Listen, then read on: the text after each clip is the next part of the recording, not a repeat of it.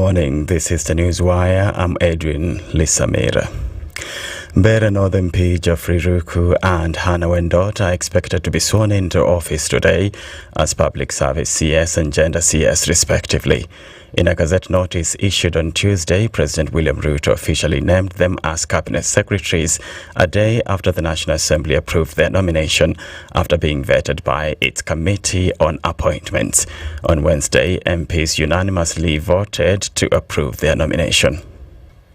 Taking into consideration the findings of the Committee on Appointments in its fifth report on the vetting of the nominees for appointment as Cabinet Secretaries, laid on the table of the House on Tuesday, 15th April 2025, and pursuant to the provisions of Article 152(2) of the Constitution and Section 3 and 8 of the Public Appointments Act Cap 7F, this House approves the appointment of the following persons as Cabinet Secretaries. 1. The Honorable Geoffrey Kiringa Ruku to the Ministry of Public Service, Human Capital Development as well programs, and 2. Ms. Hannah Wendot Cheptumo to the Ministry of Gender, Culture, the Arts and Heritage. Will, as a member of that opinion, say aye? Aye. Will those of that opinion say nay? The ayes have it. President William Ruto has strongly criticized former Kakamega Senator Cleophas Malala, the playwright behind the controversial Butere Girls High School drama Echoes of War. The president was speaking on Wednesday when he hosted the winners of the Kenya National Drama and Film Festival at the State House in Nakuru for a state concert marking the climax of the annual festival. Ruto issued a stern warning to individuals he accused of using artistic platforms to manipulate young minds for political gain.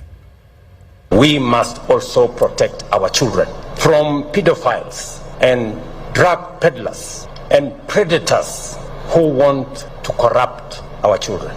We must say no to people who want to corrupt our children with negative ethnicity and negative politics. We are a great nation, and there is more to celebrate as Kenyans than the negativity that some of us want to drive.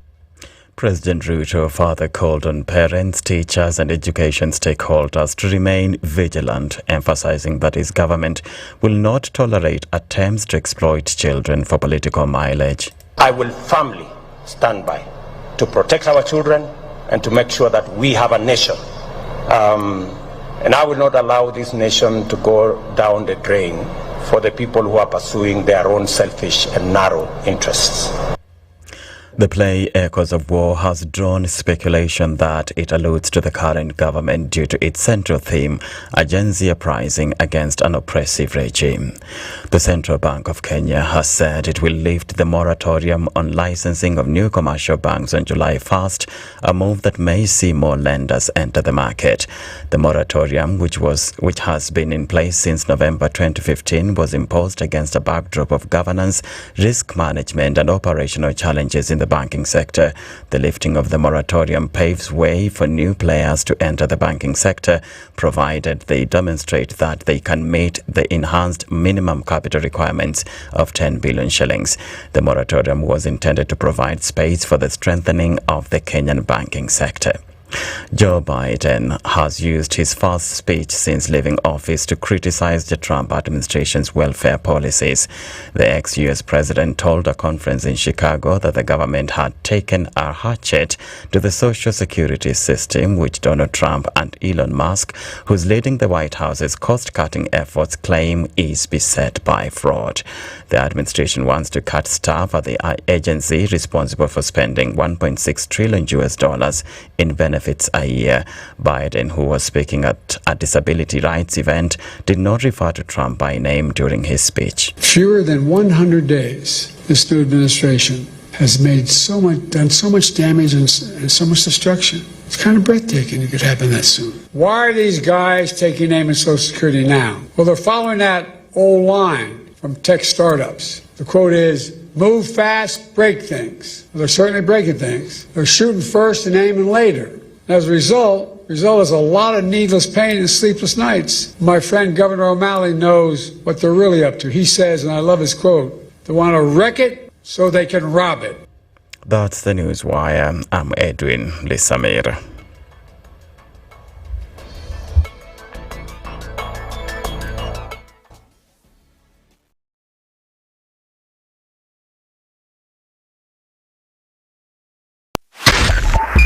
102.5 Spice FM, Kisumu.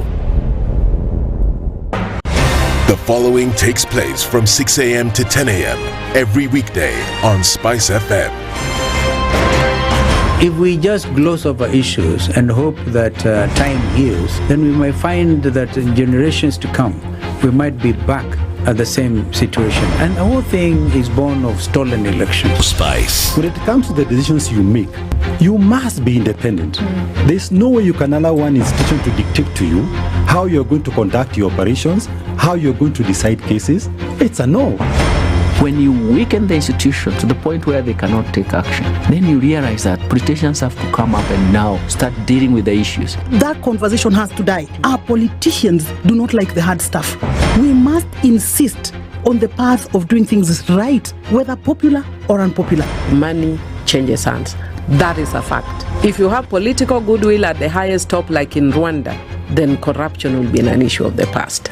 If you don't have political goodwill at the top, we will pass laws, we will amend laws, we will continue passing laws and re-amending laws, and nothing will happen. This is the Situation Room, the only way to start your day. Good morning, and I love your show. Thank you. Having come from a Kikuyu radio background, I migrated to Spice because of the content. I was born in a slum, but somehow I got a break in life. So sometimes when you see the sweating coming out because of the passion and whatever it is, behind the noise, there are people, and we share the same umbilical cord. It shouldn't be like that. I am so disappointed. We used to tell Honorable Raila Amolo Odinga that he's doing politics of conmanship, and even President Uhuru Kenyatta, serikali hii ndio iko na conmanship ya hali ya juu. You cannot promise people that you reduce tax, then you double. In politics, there is the issue of trust. For you to turn around and then stab the same people who gave you that trust, there is no other level of dishonesty. Imabo, utaona dunia tu. The Situation Room, Kenya's biggest conversation. Traffic.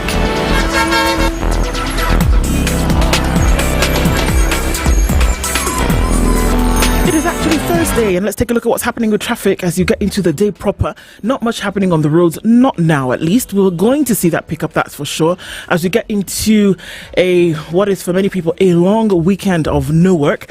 But okay, there is a little bit of traffic. It's building on Jogo Road heading out towards Landis. There's also something popping coming off of the Thika Superhighway, but it's contained right around Survey as you get towards the Pangani underpass, but nothing crazy at the moment. We're getting through Thursday without any issues. So far, so good. As you come off of Wayaki Way, you're all right, and you're also doing good if you're coming off of Ngong Road at this point.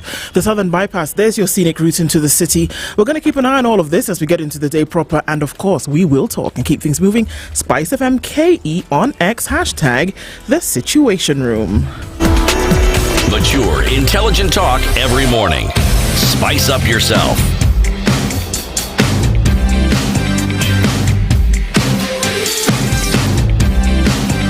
Mornings done right. 94.4 Spice FM, Nairobi. Good morning, good morning, good morning. It's 9 minutes after 6 o'clock, and here we are into Thursday. Good morning, Dennis. Good morning, Ndu. How you doing? I'm very well. I like your eyeglass. Asante. Hey, City.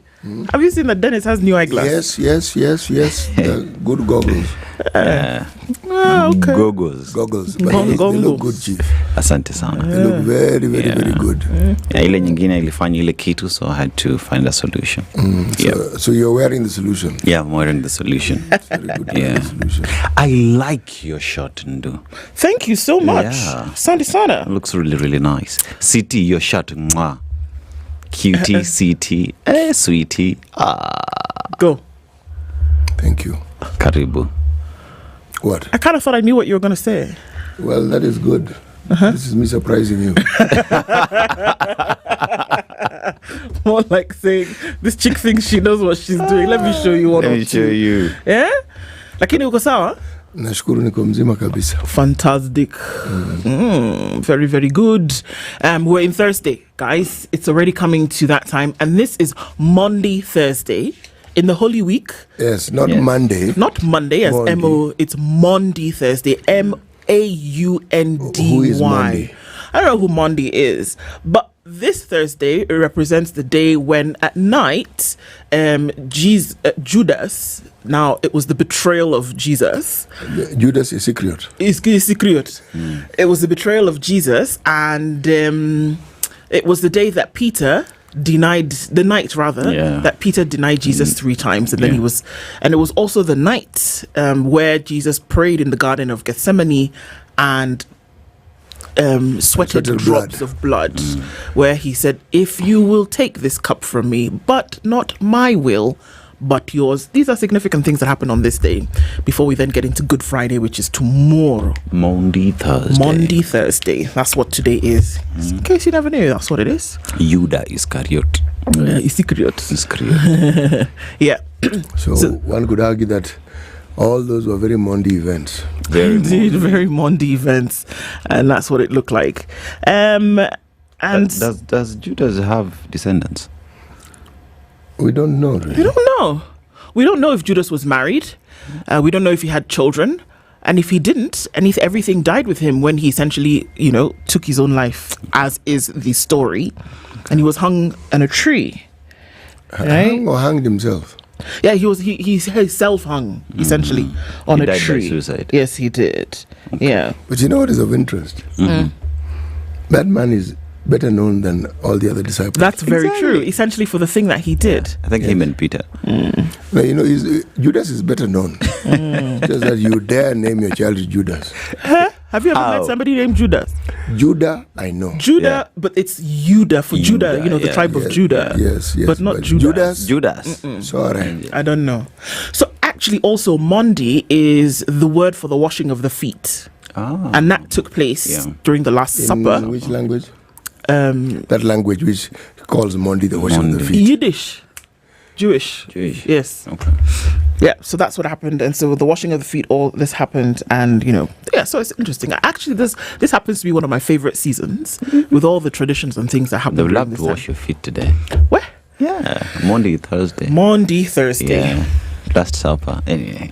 So that's Monday, Thursday. Let's also get to know that today is Justice Thursday, and some of the conversations that we'll be having today, shall we? As we get into the Situation Room, Kenya's biggest conversation, Nducity and Dennis with you this morning. So it is Justice Thursday, and our Justice Thursday conversation happens at 7 a.m. with the Honourable Ndegwa Wahome, who's a member of the Business Premises Rent Tribunal. Did you know that there was a tribunal like that? Well, there is, and we'll be having a conversation around that and the role of Business Premises Rent Tribunal in enhancing access to justice. We'll get to know whom that covers and what issues can actually be addressed through the tribunal.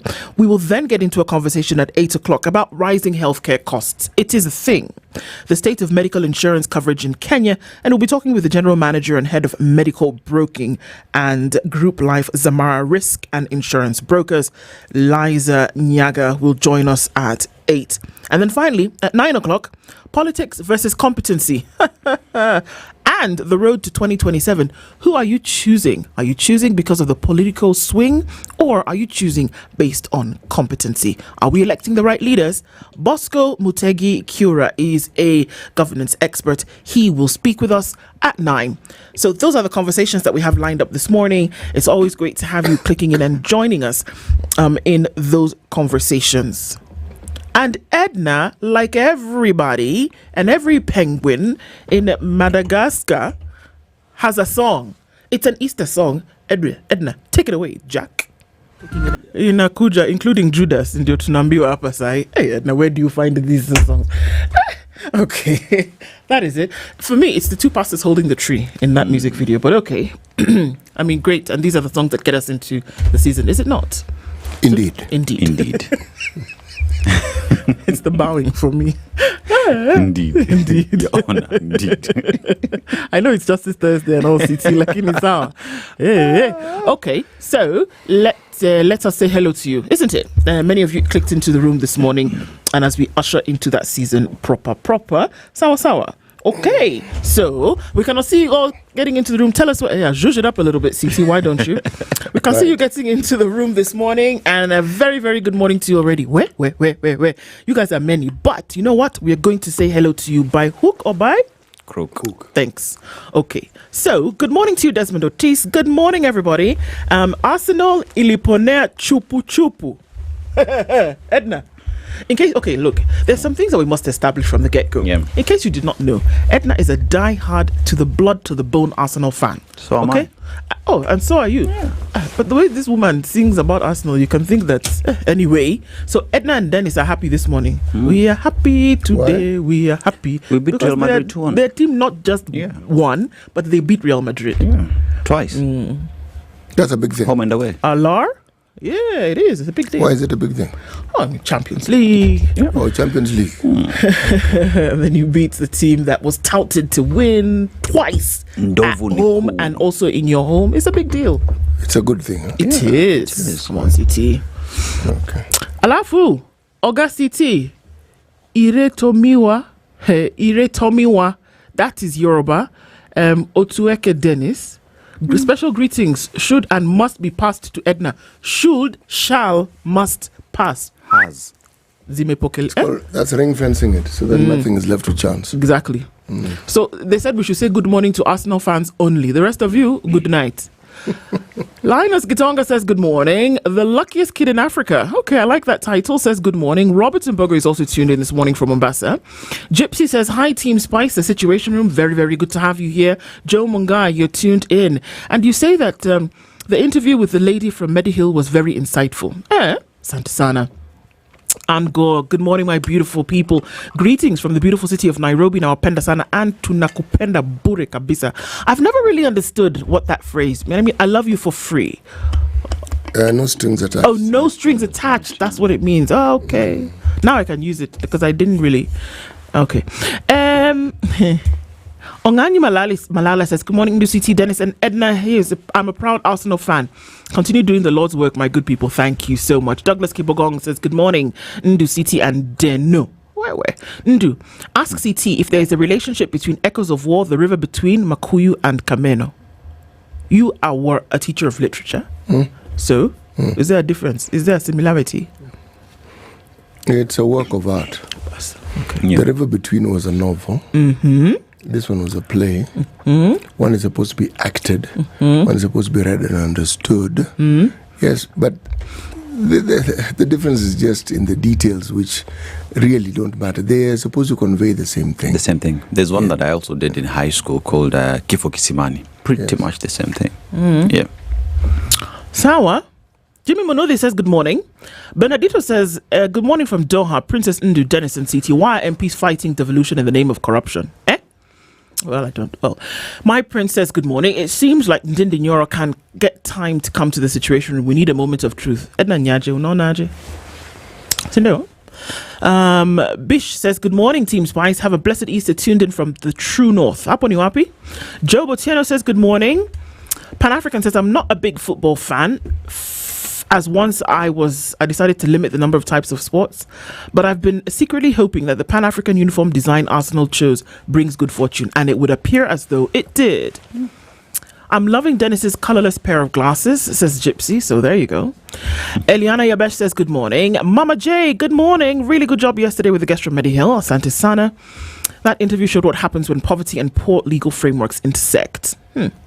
Mana East says, good morning, Ndu, CT Dennis. You people build me as a person. Well, you know what? And I'm happy to live in the same time as you. That is amazing. And thank you. It's things like this that really urge us to continue going. So thank you so much for that and for putting it out there. Otkin says, Amoso Oduto, Joka SpiceFM. Greetings all. Oh, Oduto is everybody. Duto is everybody. I like the sound of that word. Duto. Pastor Kanjema, Santisana. Pierre Wanjo, he says, good morning from Diani Beach in South Coast to Kotunda, Santisana. Thanks for explaining the meaning of Easter. All I thought it was a reason to enjoy Easter eggs. Yawa. Okay, so interesting. Easter comes at a time when the seasons are also changing, right? And that what it meant is that new life. So you would have a lot of chickens lay eggs every day kind of thing, but that those that would sit on those that in a production, but those that would sit on their eggs would start to lay around this time. It was spring. It was a new season. Things started to grow, and so they had bunnies jumping through.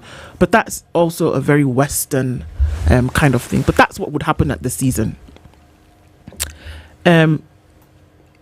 Chamgay missing. Spice family says Kanto. Waringa Mwaura says good morning Team Spice. A blessed Easter to all. Indeed. Agak Omonde is tuning from Oxford.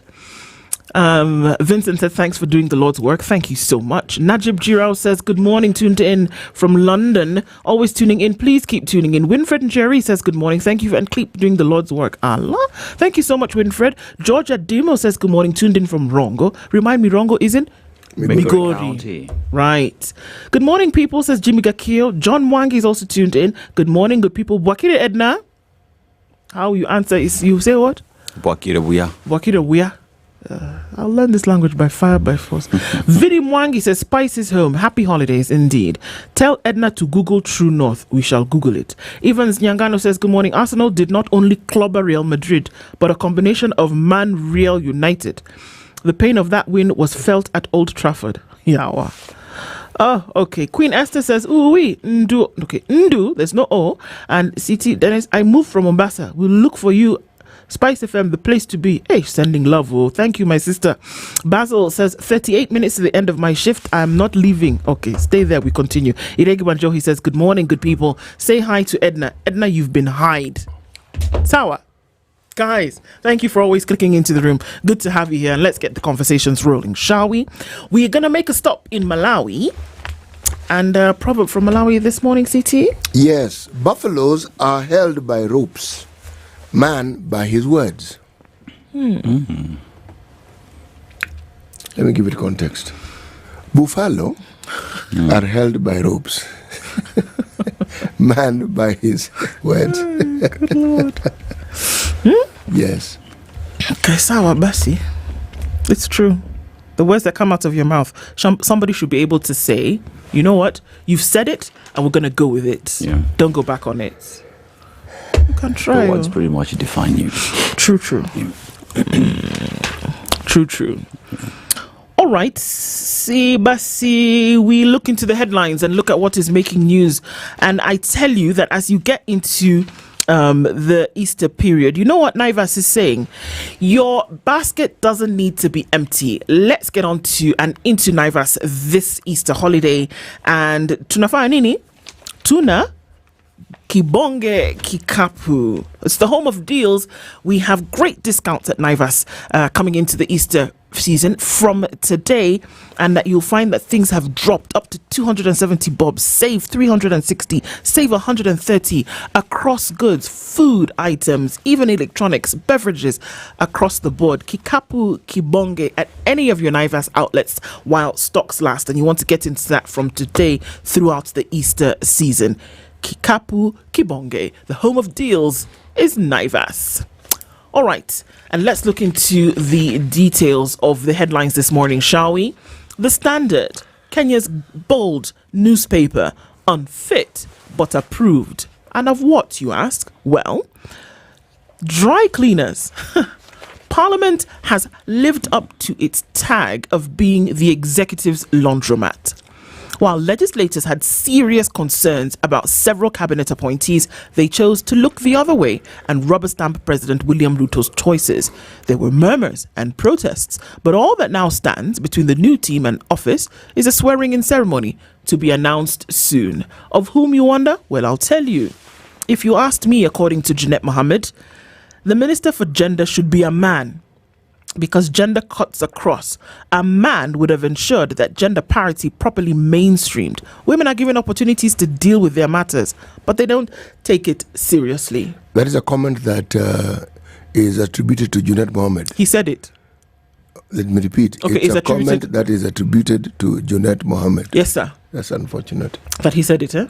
That it is attributed to him, or that he may have said it. No, it's unfortunate to make such a statement. He actually did say that. It is an extremely sexist comment. Who would have thought? And insensitive. We'll go into the details of this story, but that's actually what was said. Otienda Amolo said, Article 152 is clear that a cabinet secretary shall not be a member of parliament. Ruku should not have come to the House. His presence today raises questions about the separation of powers between Parliament and the executive. Wait a moment. Don't we have people who are MPs who then got into the cabinet. Why did he not raise this issue then? This is a good question. Why did he not quote the constitution then? Yes. Absolutely. Why now? Let me give you another statement that might trouble you just a tad. Hannah Cheptumo, who is now confirmed by Parliament and waiting for a swearing-in ceremony, said, if girls had economic power, they would not depend on either gender. If a woman is educated, chances are she will avoid some of these challenges. What? She's not wrong. Millie Odhiambo says it is unfortunate that this is the ministry where, in a very short time, we've rejected 3 cabinet secretaries. I am not saying she's incompetent. She's a very competent lawyer. But when we assign someone such a sensitive role, we must be deliberate. We look into the details of that story as I give you quickly some other headlines in the Standard before we go to the Nation. Okay. Kidneys for pennies, the price of desperation. Poor Kenyans have been caught up in a web of global organs black market, and it is taking a toll on many. Some have sold their kidneys for a few coins, and their health is now in tatters. Heritage and rubble, bulldozers, bombers battle for identity. The thing is already coming down, and that world-class hotel is being built there. Kosewe in the soup over wife's demands. That story has not ended. Quite a sad one to see. Really? That it's going in that direction.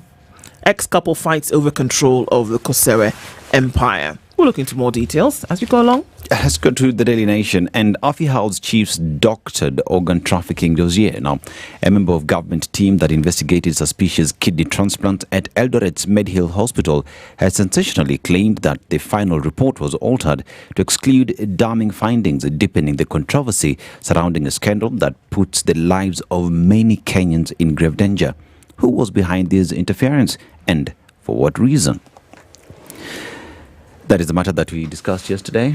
More details will come up. And inside radical changes to school exams. A new bill, the Kenya National Education Assessment Council Bill 2025, that is to be presented to Parliament soon, proposes radical changes in the management of administration of national examinations and assessments, even as the country continues to implement new competency-based curriculum, CBC. And some of the proposals are electronic marking of tests, AI-powered scoring of exams, real-time assessments, and tougher penalties for cheats. So when you talk about AI, have we really grasped AI? Because it's still early days. How we integrate it into exams is something interesting to wait and see. And Korir Ntutu, accused of defrauding landowners out of 2.7 billion shillings SGR payout. Now, senior government officials, including a principal secretary and a member of parliament, have been taken to court over the alleged embezzlement of more than 2.7 billion shillings disbursed by the government to compensate hundreds of residents evicted to pave way for the construction of the ultra-modern SGR terminus. The detail of that story would be interesting. Interesting, yes. Because if you know who the landowners were, how is it that these two individuals then come involved in this whole matter? It would be interesting to find out. It would be interesting to get to learn more into that. Yes. And we also have CBK lifts ban on licensing of new commercial banks. And Enderwan Era Estate now moves to close down children's homes. About 1,000 children's homes will cease to exist following an order by the state that explores new ways of care for this vulnerable group. Okay. Mm-hmm.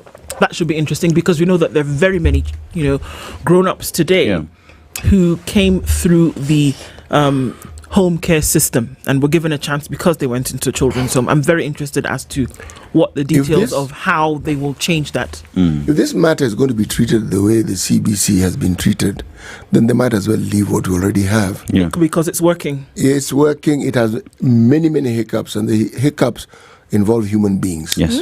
Not what it is that the service is and what it should provide. But when you bring about changes, first of all, what is this thing that you're changing it to? To, yes. And you must also underline it, circle it, how it is going to be better than what we have currently. And I think as well as we even talk about, because at the center of this has been the fact that there is fear that multinationals are using children's home to clean the money and whatnot, pretty much money laundering. But now here's a question where if the government is coming in with a new form or a new system of doing this, in terms of funding, where are we with that? In terms of process, in terms of structure, administration of all this, no one has that information. You know, we are a nation where an accusation is taken to represent the truth.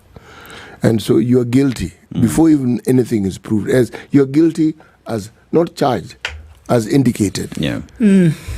How on earth those who claim that money laundering is actually perpetrated through these homes, it may very well be that is the case. Where is the evidence? You got to be able to prove it. That's no, people just say things. Yeah. Okay? It is important that you say it and you provide evidence. Okay? But you say something and say, you know, I know it is true. Okay, good. You know it is true. Can we also know it is true? How do you know it is true? Show us. Yes, just demonstrate. Give us the evidence. Business Daily. Yes, please. How friendship boomed into fortune maker. This is the life section of the Business Daily. Then intelligence. Direct-to-cell satellites allowing people to connect with anyone, widening the flow of information in any country. Okay. Right. That's according. This is a quotation from someone by the name of Bitangen Demo. Okay. Right. Bill gives affordable home loan defaulters a shorter window.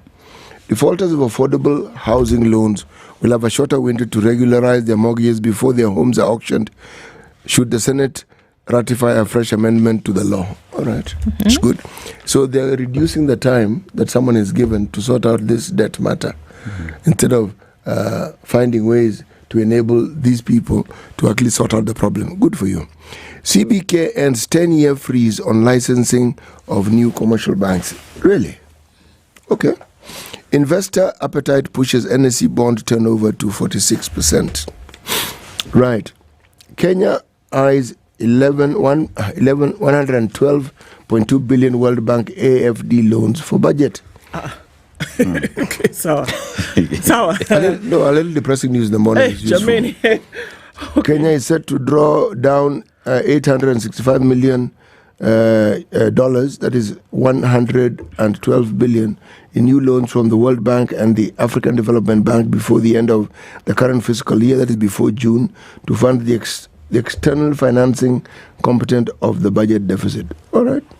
This is what the Treasury Cabinet Secretary John Mbadi said in Parliament. Gen Z block pension curbs for under 50s. Young workers oppose RBA proposal. What's the proposal? The Retirement Benefit Authority has ditched its push to block workers from accessing their pension savings before age 50. Opposition from young employees. I agree with them. Okay. It is your money. You can withdraw it when you want. Please. Yes. That's because you've been given the authority. It doesn't mean you now have to go around deciding for people when they should withdraw their money. Their own money. Which they have saved. We are the star. Okay? Changing lives. This on page 2. Super's activism helps. Super's activism. Okay, so. Helps preserve Rendile culture. This is her name. She's Margaret Super. So I've decided to call her Super. Oh, that's okay. Okay?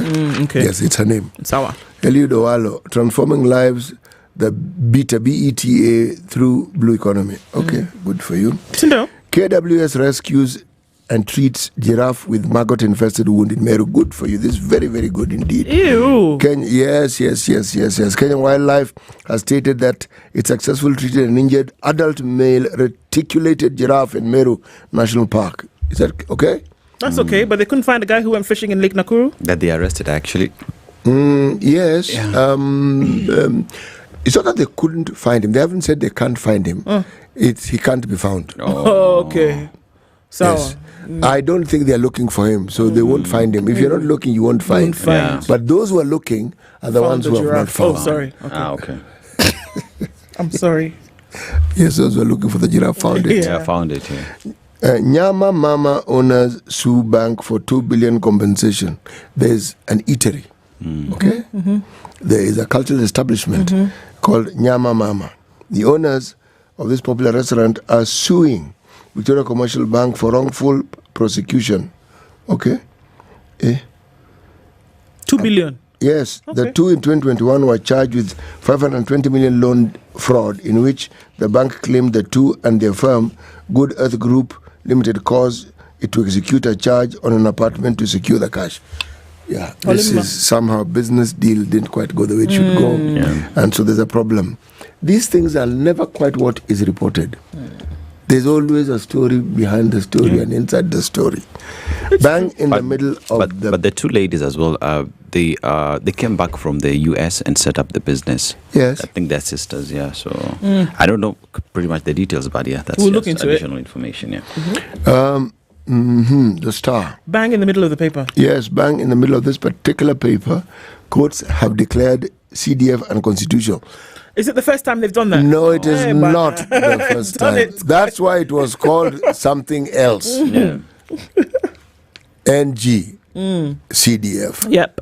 This one was declared a long time ago.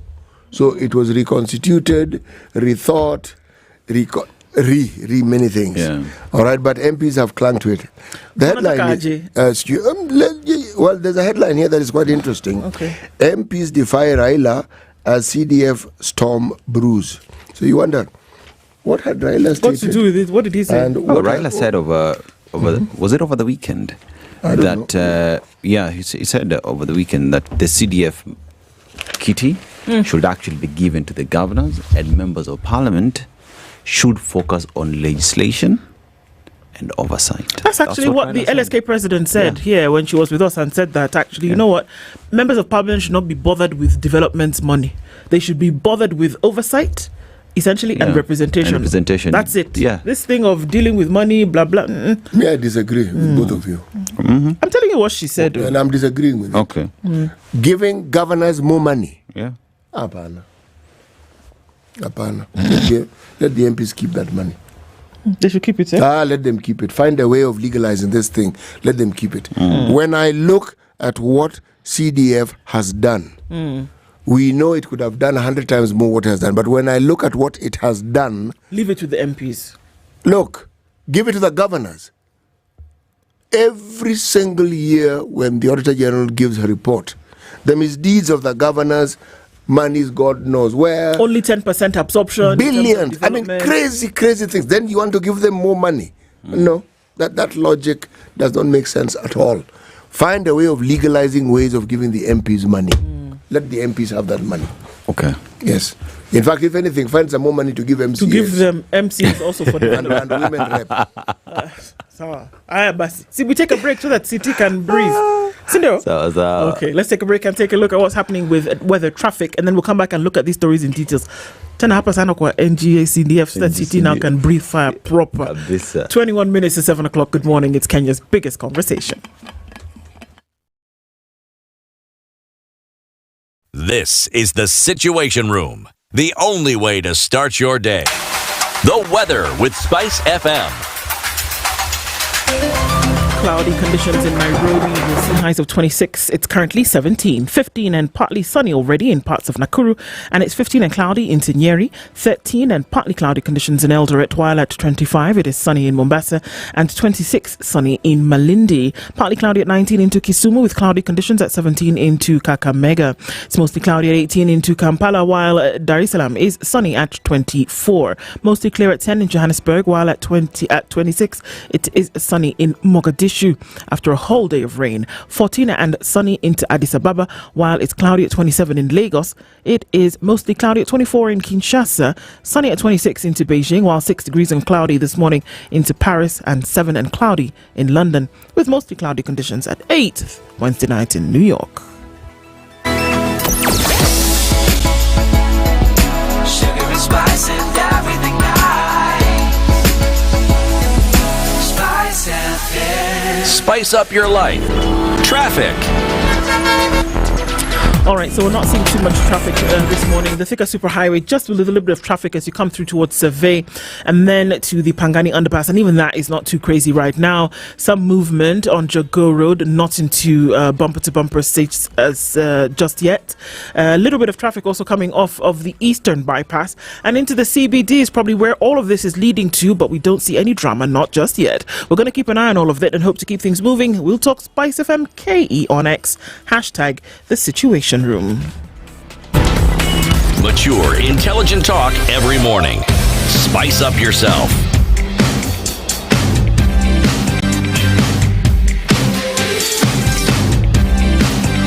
Mornings done right. 94.4 Spice FM, Nairobi. All right, at 19 minutes to 7, lame duck.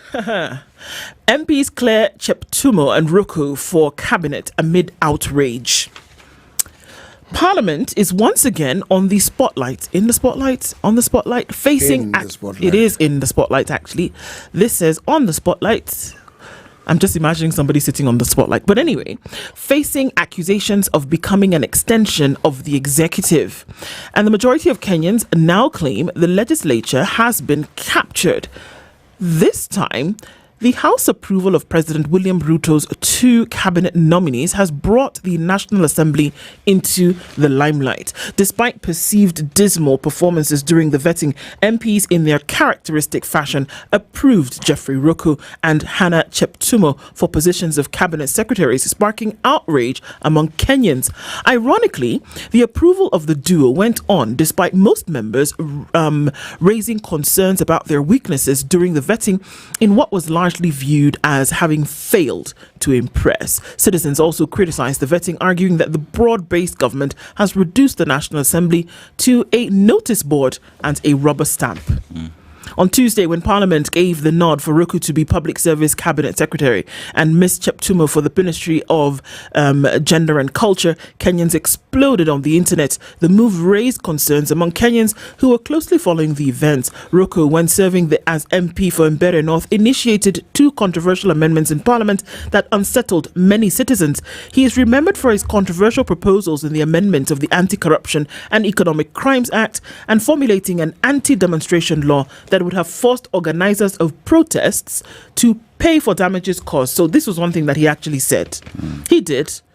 He also went after the tendering processes, deleting 2 corporate offenses. So essentially, you can actually do whatever you want and not be charged for it.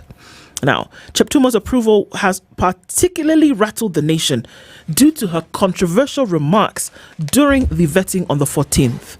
She claimed that a lack of economic empowerment for women is a leading cause of violence against uneducated women who lack financial independence. And I quote, "If girls had economic power, they would not depend on either gender. If a woman is educated, chances are she will avoid some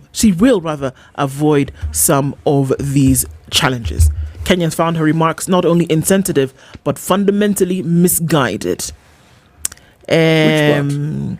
When she said that women are being killed essentially because they are not economically empowered.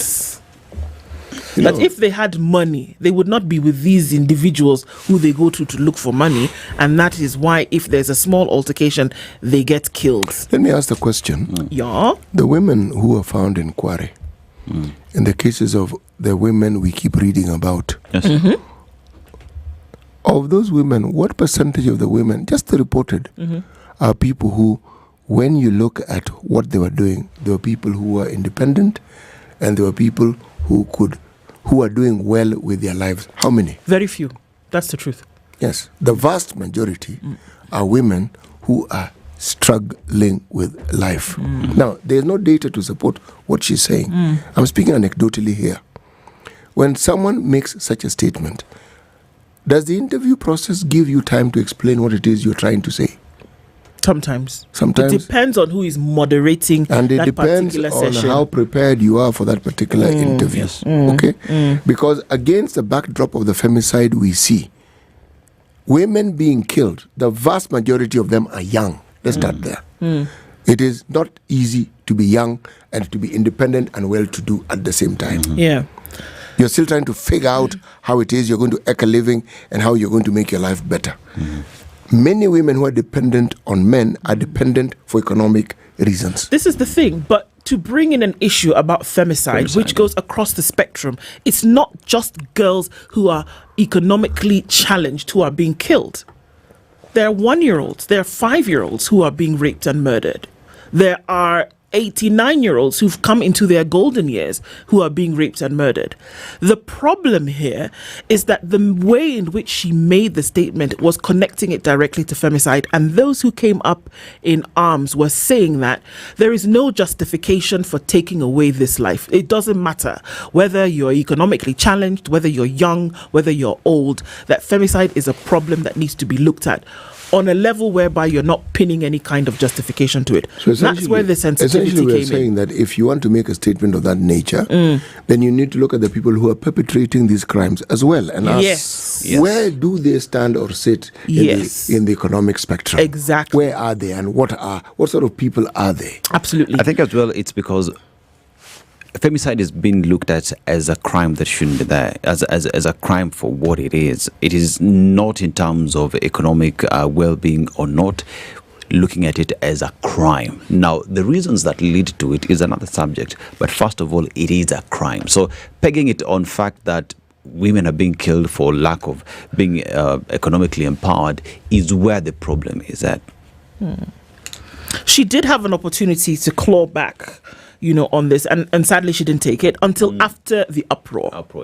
After the uproar is when she made an apology. But the problem with things of this nature is that once the cat is out, once it's out, it's really, really difficult to then grab it back.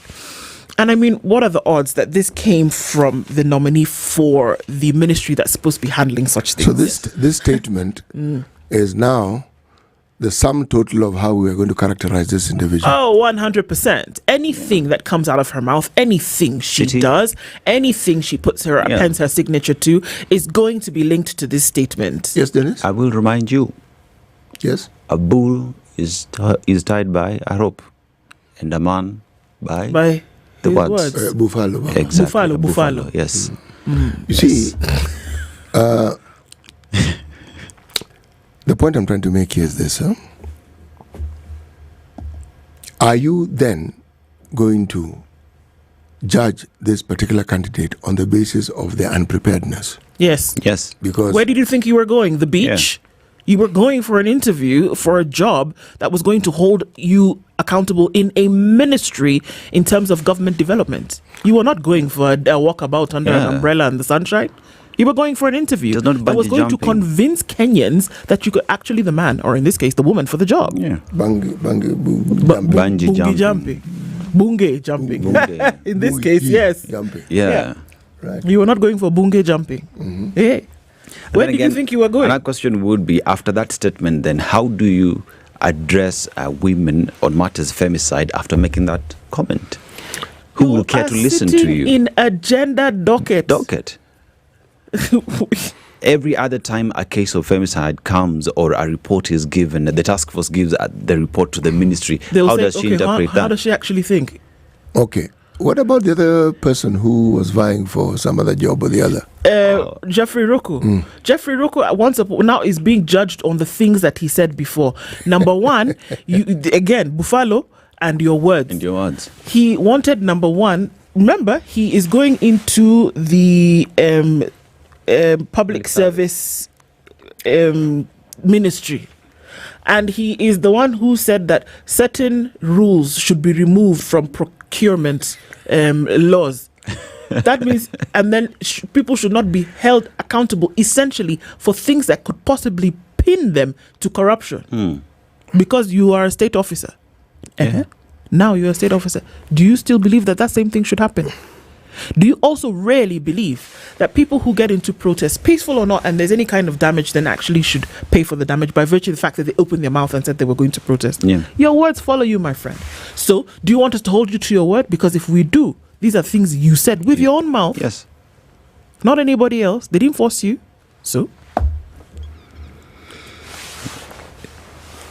Buffalo rope. You see now the conundrum. Conundrum.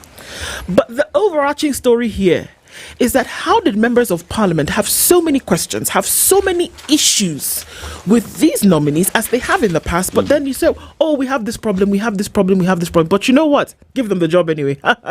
So our problems essentially can go down the crapper because it doesn't really matter. You know, we've raised these issues. So far as we have raised them, then let that sink in. But we're going to give you the job anyway. And we're going to let this story end on the fact that Junet Mohammed, the leader of the minority, said, you know what? If you asked me, it's just, good Lord. If you asked me, the Minister for Gender should be a man because gender cuts across. So if it cuts across, why should it be a man? Man, yeah. But okay. A man would have ensured that gender parity is properly mainstream. Who said that? Junet Mohammed. I would have liked to know how. Women are given opportunities to deal with their matters, but they don't take it seriously. So that, ladies and gentlemen, is a member of parliament in this Kenya. So this member of parliament is of the view that when you are in the gender docket, you're going to deal with matters that pertain to only women. Women, yes. All right. So what has he actually displayed here? Should I say it? Let me outside? say it for you. Okay. It's ignorance. Thanks. Yes. He actually doesn't quite know. But he did speak his mind. If the quotation is actually true and a true reflection of what he said, then clearly he spoke on a subject that he doesn't know very much about. Yes. I keep begging you people, when these people open their mouths to tell you something, believe what they are saying. Oh, I do. Believe what they're saying. As he's telling you, as he's saying some of these things. That's how he thinks. That is how they think. That is how they think. That is what they feel. It's nothing else. That is how they think. Believe them. There is this matter that I spoke of. Raila MPs defy Raila over CDF billions as storms gather. What I have wondered about this matter, this is a budget-making, law-making parliament. Yes. What has stopped them from ensuring that there is a law that actually enables them to have the CDF? They can actually make it, can't they? But they make laws, don't they? They can, yeah. What has prevented them? Because what the court declared, yes, quotation from Raila, the courts declared CDF unconstitutional, but MPs have clung to it. They must stop this. This is something I will be speaking about very strongly. If MPs don't abolish this thing, it will be an election agenda. Yes, there was another matter of assistant ministers. What were they called again? CASs. Right. That one also went to court, and there were issues. We no longer hear that story. Do they actually exist? No. Now, no. No. So court said no. Court said no. Never. No. What court said we know. That's not what I'm asking. Court can say no, and because they are appointed, they could still be paid salaries, and you don't know. Okay? So what I'm asking is not what the court said. What the court said we know. Are they still functioning and are they still being paid? That's what I'm asking. But let's leave CFs aside. CAS. CAF is really a football, but it's okay, sir. Thank you. This particular matter and the illegality of it, I understand. The principle of giving members of parliament money for constitutional constituency matters. Yes. Okay? Yes. That one I support. They should be. Yes? Because the alternative is to give it to the governors. No. When the money you have been given, you have shown your very astute ability to mismanage. Very. With the exception of a few. Few, and again underline and circle. You then say we give them more money. To do what with? When what seems to be apparent is the mismanagement of this money. Governors are always asking for more money. That money they should not be given. But in the same... Until they prove they know how to manage the money that they are being given now. This thing of adding them more money, they keep debating about it. My opinion, they should not be given. Until you can account to the cent. For heaven's sake. People are asking for money which should have been used to better the lives of their people. The hundreds of billions, no, it's the trillions of shillings that we have been giving governors since devolution began. Yes. 2013. The truth of the matter is there is nothing that you can point to which tells you this amount of money was spent. So now there's the argument that we should give them more money. Nada. Except for very few. No, those very few can continue using the money they have. In fact, if you ask me, some money should be deducted and be given to MCAs. Okay? Let them also have a... Let everybody have. I wasn't saying this in a facetious manner. I meant it. Let the women's rep, they have some money. Let them be given something substantive. It's the same money. Give it to people who have specific tasks. Governors being given more money, no. MPs find a way of making this thing legal. Let them have their CDF. I hear what you're saying, City. The conversation has been in terms of the description of the job of a member of parliament, which is representation, oversight, and legislation. Yep. Yeah, which is pretty much their sole role in doing their jobs. So when it comes to development of a road in Tamu, where a governor sits, there is an argument that is a job that should be done by the governor who oversees a county. But the thing is that they're not doing them. They're not doing them. Yep, it's an argument that has been put there. And I go back to now where rubber meets the road, where we need to enhance our oversight roles in making sure that the governors, the members of parliament, everybody who has all these kitties spend these monies on what it is meant to do. And we don't solve the problem by giving the CDF to governors. That solves nothing. Amend that law. So we're always amending laws. Amend the law. Let it be legal. Then what stops members of parliament from amending the law? This is the question. That's what you're supposed to do anyway. It is how I began the discussion that I've often wondered why they don't. Because as far as I'm concerned, look, I look at what CDF has done. It is not that they have done nothing. There is a lot and you see it. Okay? If we have all seen the job of CDF, yes, members of parliament need to anchor it in law so that it's legal for them to have these monies. What stops them? Is it because the constitution is so clear on the job of a member of parliament? But we also know that it is not members of parliament who then go and dole out the money, right? Yes. That there's a committee that sits, yes, and members of parliament are represented on that committee, but they're not the ones who make the decision. But so yes, the CDF has done a lot in constituencies. That it should go to governors, whereby we've not seen even a 50% across board 50% absorption rate. Do you realize that's a failure? And then you want to ask, where did the money go? And then you want to give them more money. Then you want to give them money to fail a little bit more and maybe now get it down to 40%. No. Come on, man, let's get serious. No, that one, no. These MPs are a bunch of XYZ and they often let us down monumentally. But on this one, let them have that money. Okay. Can you give us a story headline in 30 seconds? In 30 seconds. Yeah. Let's talk about these SGR. Senior state officials, including principal secretaries and an MP, have been sued for alleged embezzlement of 2.7 billion shillings meant for the compensation of those evicted to pave the way for the construction of standard gauge railway terminus. Now, in a suit filed by Professor Okello Lumumba on behalf of 184 petitioners, the High Court has been urged to intervene and recover the money, which the petitioners say was misappropriated by the state officers. Good Lord. Misappropriated. You take their land. Who gave them the money? In the first place. Who?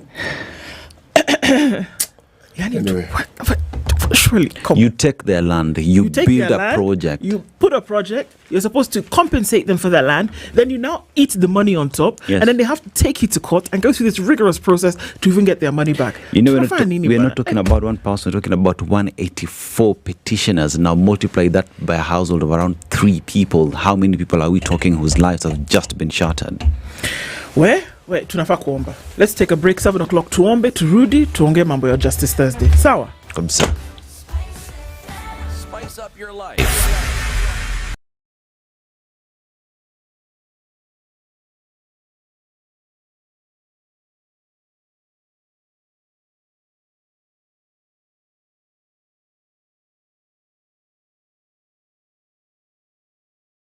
Morning, this is the Newswire. I'm Edwin Lisamira. A tribunal has temporarily halted the Communications Authority of Kenya's decision to revoke several broadcast licenses held by the Standard Group over non-remittance of license fees and the Universal Service Fund levy. Communications Appeals Tribunal Chairperson Rosemary Kuria certified Standard Group's application as urgent and granted a stay of the revocation notices pending an inter-parties hearing. The tribunal directed the authority to halt the revocation of licenses for SpiceFM, KTN News, Berul FM, Radio Maisha and KTN Burudani until the matter is heard and determined next month. Mbeere North MP Geoffrey Ruku and Hannah Wendot are expected to be sworn into office today as Public Service CS and Gender CS respectively. In a Gazette notice issued on Tuesday, President William Ruto officially named them as Cabinet Secretaries a day after the National Assembly approved their nomination after being vetted by its Committee on Appointments. On Wednesday, MPs unanimously voted to approve their nomination to the Cabinet. At the same time, Ruku pledged to streamline the public sector. Honorable Speaker, I am proud to have faithfully represented the people of Mbeere North and have contributed to legislative agenda and deliberations whose impact will endure beyond my time here. With my approval, I will continue to engage with the House through though from the other side, particularly during question time and other matters of oversight. Even then, the commitment remains the same: public service to the people of Kenya. I thank you, Honorable Speaker. I thank each one of you, honorable members of this great House. As the late Chief of Defence Forces General Francis Ogola's death continues to make headlines, President William Ruto has warned politicians and the press against dragging KDF into politics. Ruto was speaking when he presided over the Cadets Commissioning Parade at the Kenya Military Academy in Lanet, Nakuru County on Wednesday. His remarks came days after Wiper leader Kalonzo Musyoka insisted that Ogola, who died in a helicopter crash last year, was taken out. President Ruto warned Kenyans against engaging in what he termed as random talk about the military. I therefore want to urge all Kenyans, leaders, politicians, journalists alike, that our military men and women are the anchor for our stability, the insurance for our development, and therefore we must be sensitive and keep off matters military in random talk. My administration and myself as Commander-in-Chief will defend by all means possible our military as they guarantee our stability and our development. President Ruto also commended the Kenya Military Academy for extending its training to foreign nationals, including individuals from neighboring Rwanda and Tanzania. We are commissioning officer cadets from Burkina Faso, Mozambique, Rwanda, Sierra Leone, Tanzania, and Uganda. This reflects not only the excellence of the Kenya Military Academy, but also our shared destiny and growing regional solidarity. The bonds forged here will transcend borders, strengthening our collective response to regional and global challenges. At least 1,139 people died as a result of road crashes across the country between January 1st and March the 31st, according to data from the National Transport and Safety Authority. Pedestrians accounted for the highest fatalities at 420, followed by motorcyclists at 301 and passengers at 189 fatalities. NTSA urged motorists to observe road safety rules as the country enters the Easter season. Peru's former president Ollanta Humala has been found guilty of money laundering and sentenced to 15 years in prison. A court in the capital Lima said he'd accepted illegal funds from the Venezuelan president at the time, Hugo Chavez, and from a Brazilian construction company to bankroll his election campaigns in 2006 and 2011. Humala's lawyer said he would appeal against the conviction. His wife, Nadine Heredia, was also found guilty of money laundering and sentenced to 15 years in prison. That's the Newswire. I'm Edwin Lisamir.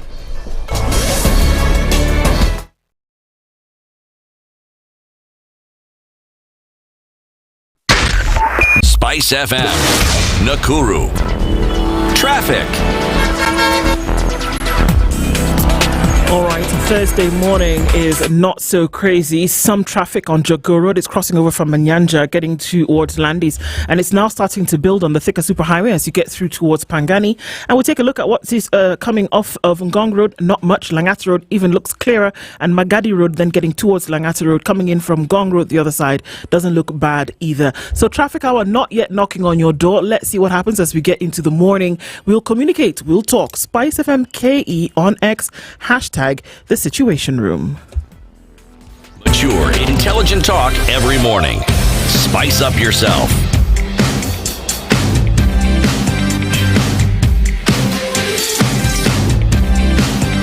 Mornings done right. 94.4 Spice FM, Nairobi. It's 6 minutes after 7 o'clock. A very good morning to you. This is The Situation Room, Kenya's biggest conversation, and we're clicking in. Our live streams are up on YouTube, on Facebook, and on X, and our audience is on KTN. A very good Monday, Thursday to you, getting into the days of Holy Week proper.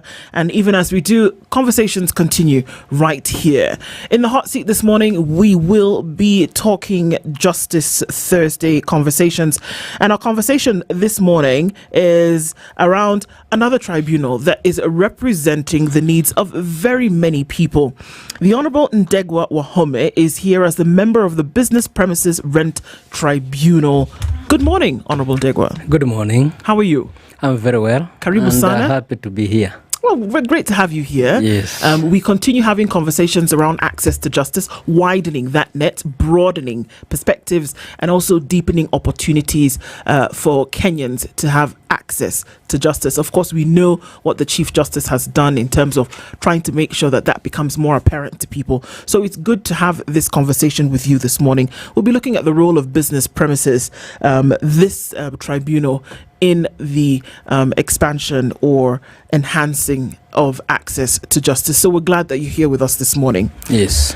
As we welcome you to the Situation Room, CT goes to a different African country every week. He comes back with a basket full of proverbs. He shares one proverb with us every day. Yes. And your job, if you will accept it, is to give us your interpretation of that proverb. You do this all the time anyway. Okay. So let's hear what it is. Bring it on. Yes, we are. Thank you very much. We are in the Republic of Malawi. Yeah. Buffaloes are held by ropes, man by his words. Yeah, I think your word is your board as a man, and you are treated and seen through the prisms of what you talk. So I think that is the very manifestation of your being as a person. Very well said. Indeed. Very, very well put. Absolutely. Yes. So, getting that interpretation is great, and we've heard that for every issue that you might have, it's possible that there is a tribunal that will be able to sort it out for you. Yes. And when we look at alternative justice resolution systems, we also then say it's not necessary for everybody to cram the courts, and to wait for long periods of time for matters to be heard within the court system. And because of that, then tribunals then were established to ensure that certain matters within certain industry or sector could then be handled. So we've been looking through a couple of those on Justice Thursdays, and today we look at another one. We want to hear from you, Honorable Ndegwa. We're looking at the Business Premises Rent Tribunal. First of all, give us a description of what this tribunal does and what its activities entail. Yeah, thank you very much for having me this morning. For the Business Premises Rent Tribunal, I would first want to say that it is recognized under the Constitution. Article 169, 1D of the Constitution recognizes that there shall be tribunals which will be in the hierarchy of courts within our judiciary. And pursuant to that, although the Act came before the Constitution, but now the Constitution has captured the need and the existence of the tribunals. We have Chapter 301 of the Laws of Kenya.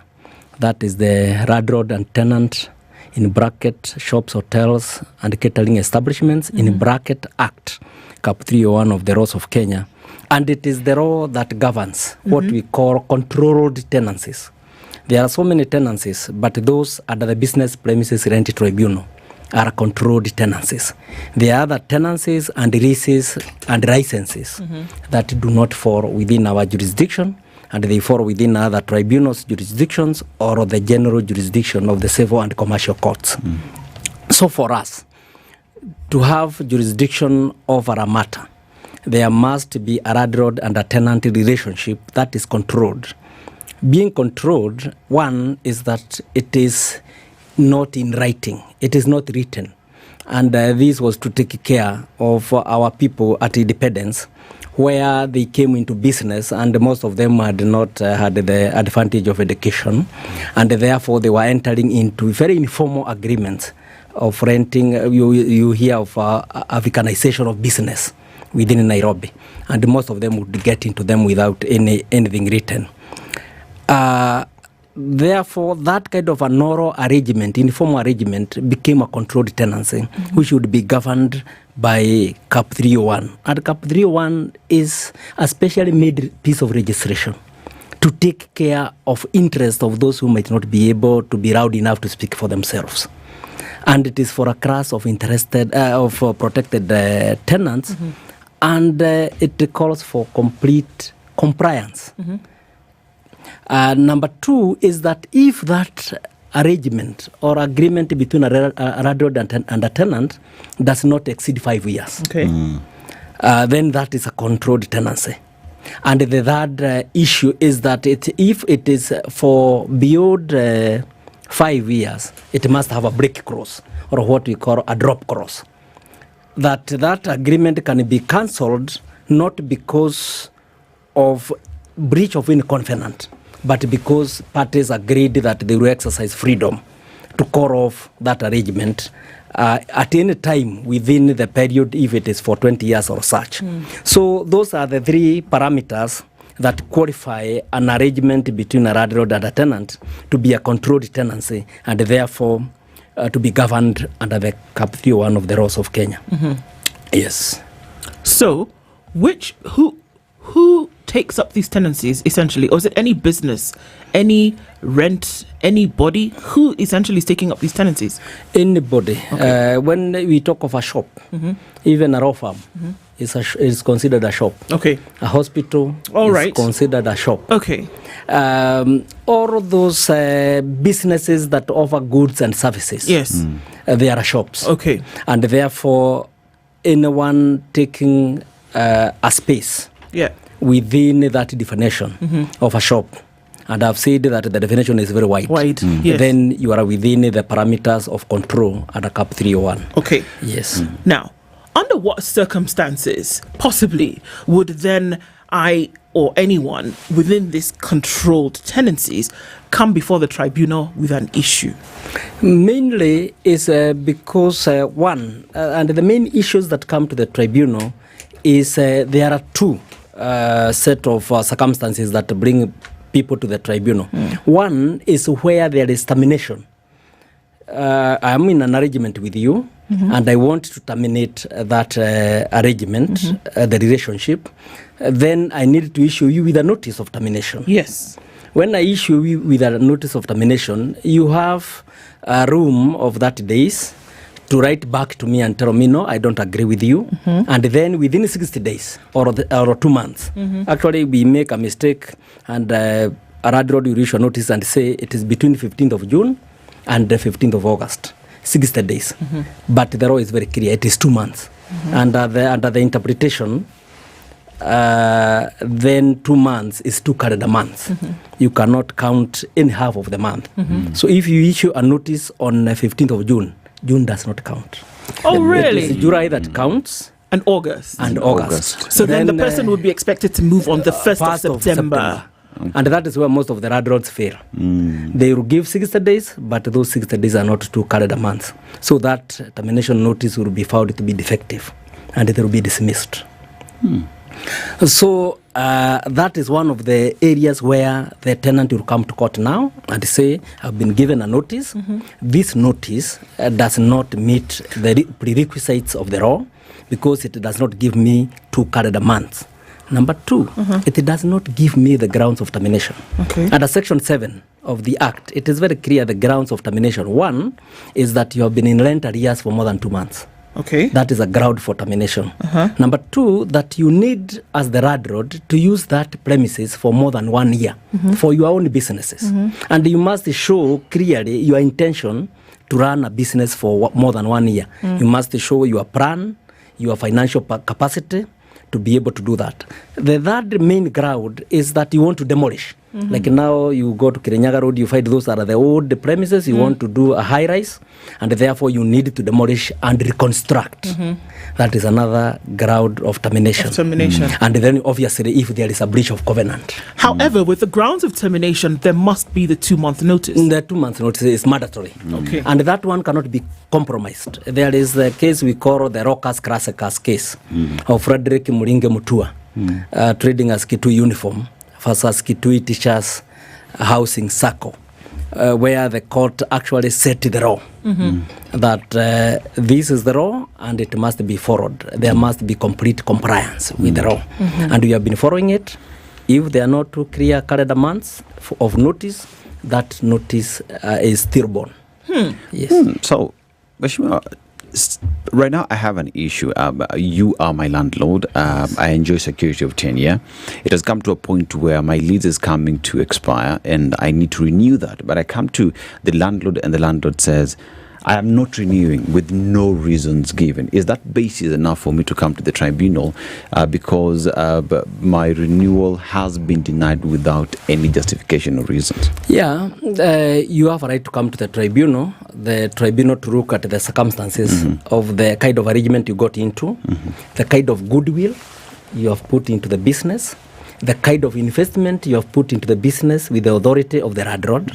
And if the tribunal finds that actually there was those expectations that have not been met by this notice, the tribunal will obviously weigh in. 1, it has powers to order for compensation for the losses that you might undergo because of the goodwill that you have invested, the developments that you have done with the consent of the landlord, or it can direct that you be given a particular period of time within which to try to recoup back your profits from your investment in the business. Yes. Okay. Now, you're in arrears for 2 months. Yes. Under the law, you then stand at grounds for possible, termination of your lease agreement. Yes. Now, even after you owe 2 months, so when the landlord comes and says, I have to terminate this because you are in arrears, do they still need to give you the 2 months for you to find a place, or can that be an immediate termination and say go tomorrow? Have to give you still have to give bottom line is the 2 months, but then the landlord is given a leeway. Okay. If you feel that termination, the notice will take long, in the meantime, you are able to refer distress and recover your rent. As you pursue the termination, you have already recovered your rent. And you don't require the license or permission of the tribunal to go and refer distress for rent. What you need only to confirm is that there are rents in arrears. Then you go and refer distress, recover your rent as you pursue the termination because of the rents that had fallen in arrears for at least 2 months. Okay. Yes. I want you to explain a little bit because I didn't quite get it. Yes. What sort of businesses or tenancies fall under the controlled bracket? The tenancies are those that are not written. All the tenancies that are not written, multi-million, multi-billion, that they are not written. But there is landlord tenant relationship where there is profit changing hands, there is occupation of space, and there is payment of profit. Then that is a controlled tenancy if it is not in writing. Again, it is a controlled tenancy if it is in writing and it does not exceed 5 years. Meaning if the contract does not exceed 1 year. I mean 5 years. Yes. So if somebody has a tenancy and it is only for 1 year, yes, it can still be considered. It is controlled. For 1 year to 5 years. If it does not exceed 5 years, it is a controlled tenancy. If it exceeds 5 years, but it has a break clause, it says it is a tenancy for 10 years, but then I have a right to give a notice of 3 years or 3 months to terminate, or 1 month to terminate, then it is still a controlled tenancy. Unless it is for 10 years, but it can only be terminated because of breach of covenant. That one is not controlled. Okay. Yes. And because I think that when you said what you said, especially about the 2 months, I think all of us opened our mouths in shock, because the number of people who've been asked to leave by Friday is unbelievable, without realizing that your rights actually are that you can have 2 months in terms of a hold. For people to even know that they live or they operate within controlled tenancies also is, people perish for lack of knowledge. That's just very clear. Yeah. But now, do these issues then have anything like a statute of limitations upon them? Because I would think of the number of people who've gone through severe loss and damage when they've been asked to move tomorrow and they've had to do that. Does it have statute of limitations whereby somebody can come back to the tribunal after the fact, even if it's been for some time, and say, I went through this issue? Actually, it is a very contentious area because they're wrong. And that has been the interpretation, that you cannot go to the tribunal if you have already been evicted. Oh. The tribunal's jurisdiction is ousted. That there must be a tenant and landlord relationship for the tribunal to have jurisdiction. So if you have been thrown out, then that relationship is terminated and the tribunal does not have jurisdiction. Honorable Wahome, let me ask. Yes. If someone has been thrown out and the stipulated required periods are not adhered to, simply because the landlord doesn't want you there and they are evicted, meaning they've brought people who have taken out your things and then they've locked the door with a padlock, such a person cannot come to the tribunal. Actually, I was coming to that. That is the actual position. There is a case we call Lateral, East African case of 1972. It established that, and many other decisions of the Court of Appeal and the High Court. But what we are doing today, and actually it is in consonance with the law, is that under the definition of who is a tenant, it says the person who is entitled to the tenancy, whether or not in possession. And actually, in my court, and in the other courts within the tribunal, we are 8 of us, we are enforcing that. That whether you are evicted or not, the landlord is purporting to have terminated the landlord and tenant relationship.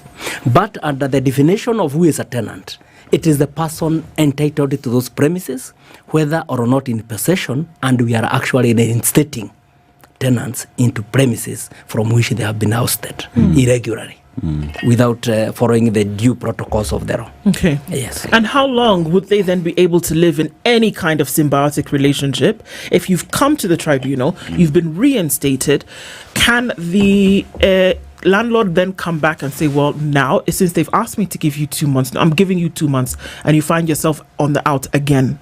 Wouldn't that be a possibility? Yeah, it is a possibility. But again, there are issues that the landlord requires to prove. Like the tenancy, you have to show that clearly there has been rent arrears in 2 months. Number 2, you have given the notice, the tenant has charged, now it comes to the hearing of the matter. The landlord has to come and show that actually there was rent in arrears for more than 2 months, if that was the ground, and there will be a full hearing and a judgment will be rendered to that effect. Number 2 is if the landlord says that he wants to occupy that premises, he must clearly define what business he wants to put up in those premises, and that he has the financial muscle to be able to run that particular business. And he has a plan for that business, that the intention is very clear. Finally, if you say that you want to demolish and rebuild, you must bring approvals from the government agencies concerned with construction.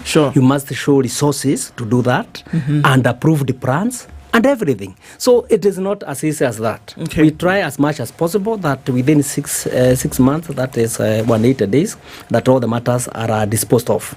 In case of matters that have come under certificate of urgency, within 60 days. Okay. But at the end of the day, it is a normal process of the hearing the matters, but the rules are a bit relaxed. Okay. To ensure that there is easy access to justice. Okay. Yes. Honorable Degwa, there is a matter that Kenyans pretty much continue to suffer every other time, which is the rampant increase of rent without any justification, where today perhaps they want me out, but instead of telling me rightfully so, is they increase the rent just so I get out. Is that a matter that you frequently see in your court? Yes, we have seen it. Actually, it is one of the main issues. And under the Act is that in alteration of a term of the tenancy, must be followed by a notice. Also a 2-month notice. The landlord must clearly state to the tenant that I want to increase rent because of A, B, and C. Then the tenant will write to the landlord and tell him, no, I don't believe with the market forces. I feel that the rent I'm paying is the correct rent. If the landlord is not satisfied, the tenant will come to court and say that the landlord should be stopped from increasing this rent.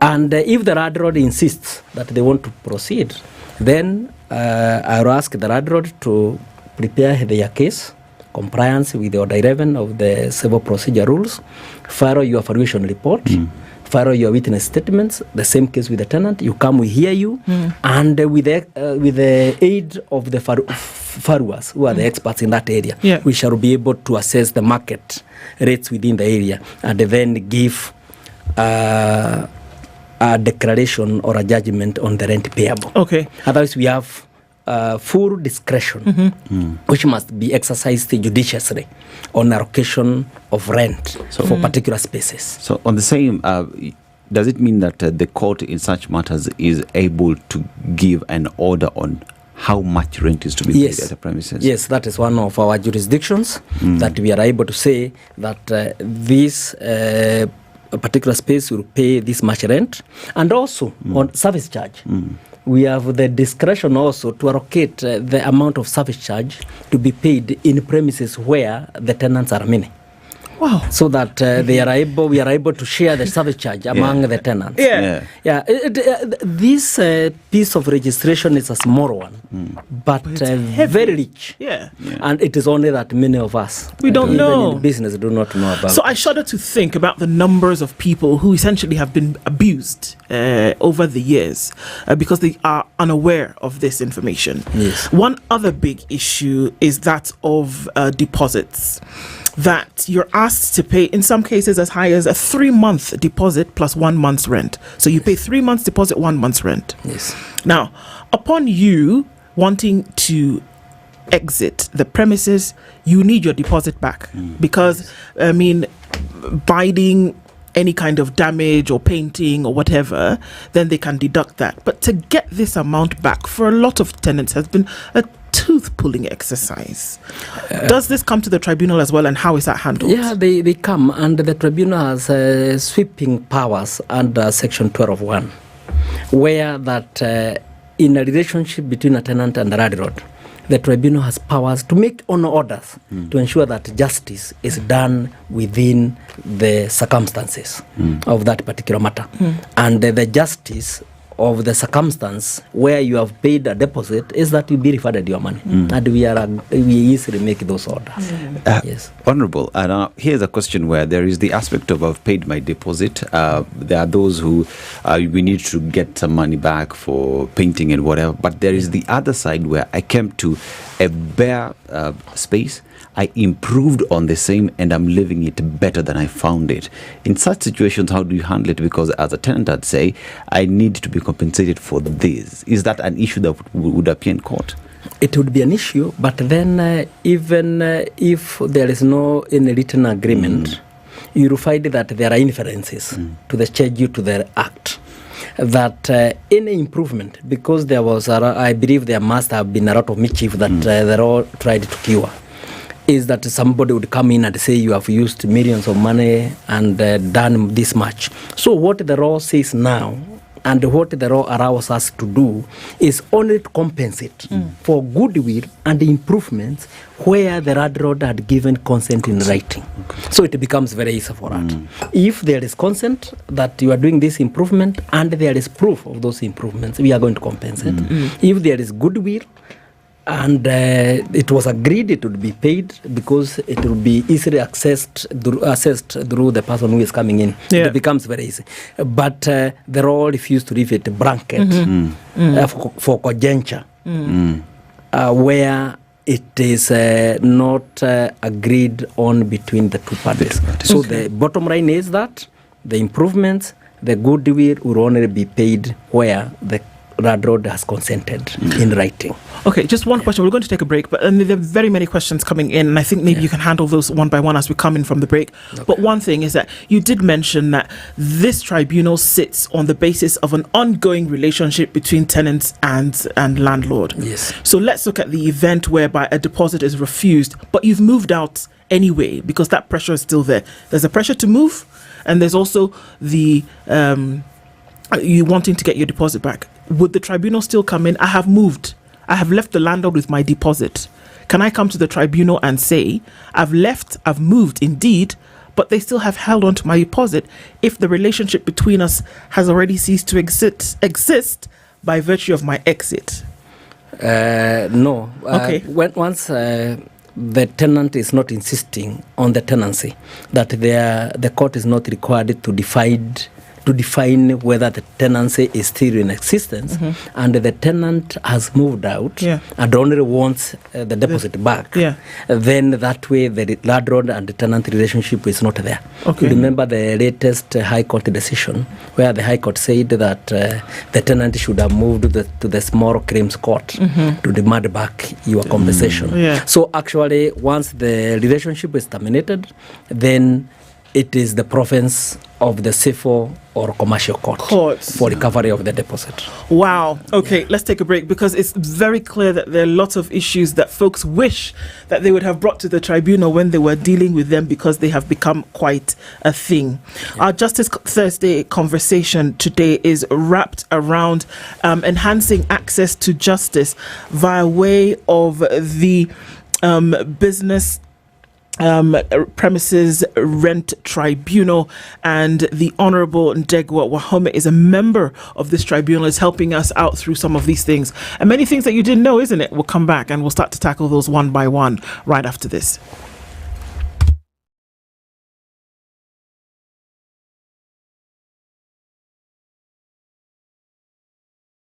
This is the Situation Room, the only way to start your day. The weather with SpiceFM. Cloudy and really misty conditions in Nairobi this morning. It is currently 15 degrees and literally cooling down. It's 15 and partly sunny in Nakuru, and partly sunny conditions at 15 in Nyeri, while at 14 it is sunny in Eldoret. Mombasa is sunny at 25 with sunny conditions at 27 in Malindi, while Kisumu at 20 is sunny. It'll be mostly sunny at 17 in Kakamega. Cloudy conditions now in Kampala at 20, while Dar es Salaam is sunny at 24. Johannesburg sunny at 10, while Mogadishu is sunny at 28. It's sunny at 15 into Addis Ababa. Lagos is cloudy at 27 and cloudy conditions at 23 in Kinshasa.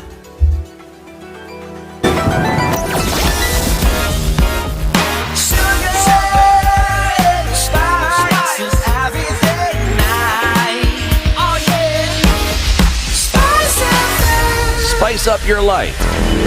Traffic.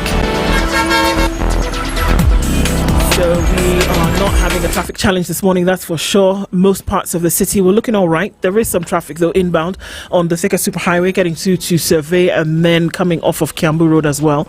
So that looks busy for now. Jogo Road had some traffic going towards Landis, and we're seeing some of that traffic on Outer Ring as well. Outbound and inbound traffic is starting to look a little bit sticky on Outer Ring, and then coming in from the Eastern Bypass through towards North Airport Road is busy as well. How about we try and keep things moving, even if they are doing so not too badly this morning. SpiceFM KE on X, hashtag the Situation Room. Mature, intelligent talk every morning. Spice up yourself.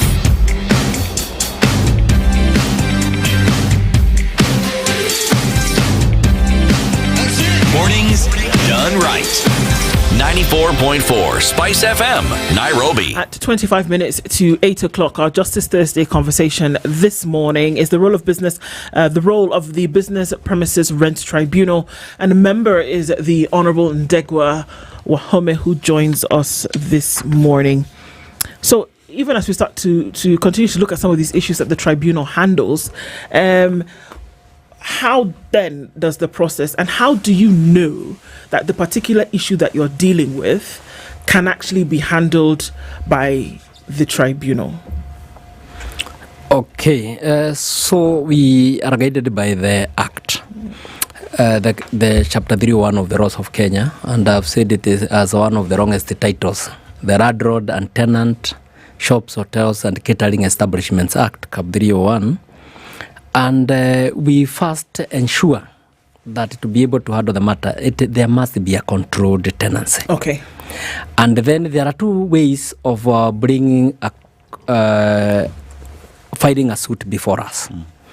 One is where there is a landlord who wants to alter the terms of the tenancy by either terminating the tenancy, increasing the rent, increasing the service charge, in any way wanting to alter the terms of the tenancy to the adversity of the tenant. Mm-hmm. There must be that notice of 2 months to be done. And if the tenant is not satisfied, then what happens is that the tenant is at liberty under Section 6 of the Act to file a reference with us. Mm-hmm. That reference, once it is received at the tribunal, then the process of the landlord to alter the terms of the tenancy is stopped with immediate effect. Immediately, the reference is filed with us. The other category is where the landlord has disconnected water, has disconnected power, is not collecting garbage, is harassing the tenant. Then under Section 12, the other one was 6. Yes. Under Section 12, we file a complaint with the tribunal, and the tribunal is able to handle that complaint. Immediately it is filed. Then the tenant, whoever has filed, or the landlord, is directed to serve the other party. And then they appear before the judicial officer for case management, where it is agreed on how the issues at hand will be deliberated on, whether it is by either oral submissions, whether by written submissions, or by FIFA force evidence, where witnesses will require to be called, and depending on the way the case will be heard, then a ruling or a judgment will be rendered in the matter. On the matter? Yes. Okay. We look at a lot of these cases and how they affect tenants. But are there cases that can be brought to you then by landlords in terms of things that may have happened to their detriment as well? Yes, many of them. Where rent is not being paid. The tenant is breaching the covenants by doing businesses that they were not the agreed businesses. They were supposed to put a clothing shop, and then he is selling wines and spirits. And then he is demolishing some walls to create more space. He is making additional structures, erecting additional structures within the area. So those are complaints that the landlord will bring many times, and especially in Nairobi, where in the estates you find a shop. A shop was initially even a residence, and then it is extended to be a place of leisure. And there are erections and many things done without the consent of the landlord. So you will find that landlords are coming to us almost in equal numbers, like tenants. Landlords mainly with complaints, but tenants with references, because the terms of their tenancies, the landlords want to alter them without following the due process of the law. One of the things that is prevalent in many, one sees it in government when there were many government houses, but subtenancy. Somebody is a tenant and they then bring in their own tenant. Yes. Actually, that is another major ground of termination of tenancies by landlords, where a subtenant, where you'll find that a tenant And this is an implied term under Cap 301 of the laws of Kenya, that for a tenant to sublet a subtenancy or to create a subtenancy, even without any indication within the tenancy agreement, that tenant must get consent in writing from the landlord to be able to create that subtenancy. So most of the tenancies that are terminated actually are on the ground that the tenant created a subtenancy without the consent of the landlord. So it is one of the major complaints by the landlords. Yes. And how then is that handled? Obviously, that is a breach of a covenant, and you will find that the court will normally go by the landlord and find that the tenant was in breach and be able to cancel both the tenancy and the subtenancy. Yes, but the due process of again, once the subtenancy is created, the court must first investigate even the subtenancy before it can proceed to terminate both the tenancy and the subtenancy. Yeah, but it is a major complaint by landlords about the creation of illegal subtenancies within the premises. Another issue that we see often is that obviously because of certain things, whether it's payment of rent that has not happened, that certain amenities or services then will be stopped. Whether you have a blockage of the sanitation system or that you have a switching off of the lights or water because payment has not happened, is this something that can then come in? You know, people can claim loss and damage because of that. Is this something that can also be handled? And then what are ways in which this can then be sorted out? Is that a recourse that landlords can actually take, blocking the water, switching off the lights in order to spur on a tenant to pay? Or locking the door. Or locking the door, locking you out. Padlock and locking you out. Yeah. There's one I heard that actually a German Shepherd was chained on the door so you can access it. Or locking you in, for that matter. So I think those are ways that are used to twist tenants most of the times to make them pay for the utility bills and also pay rent. But what we say is that they are not recognized by the law, and therefore they are illegal. And the landlords are exposing themselves to being condemned and slapped with the compensation fiat by the courts. So at the end of the day, if a landlord, there are any wrongdoing on the part of the tenant, they are not complying with the terms of the tenancy, and most of them are implied within the law, let them come to the tribunal with their complaint, and the tribunal is going to address them. If there are any utility bills in arrears, they will be ordered to clear them, the tenant. If there are issues that have not been addressed and are required to be addressed, either within the terms of the tenancy or the implied terms, we are going to enforce them as the judicial officers within the tribunal. What the law frowns on is when you take the law in your hands. You might be the offended person, you end up being condemned to pay compensation. Bonandego, do you know how many people today, even as we speak at this moment, are going through the thing that you're saying that the law prohibits them from doing? Whereby water is being switched off, houses are being closed, people go to work, come back, there's a padlock on their door, the water has been shut off, the lights have been switched off. In fact, the whole thing has been pulled out of the wall to move or to urge these people to pay. Do you know how many of those things go on every single day? And that is why we are here. We are encouraging those who are confronted by such charges that there is reprieve. When they come to us, the justice is relaxed. They are able to access us, and we are obviously we exercise that independence.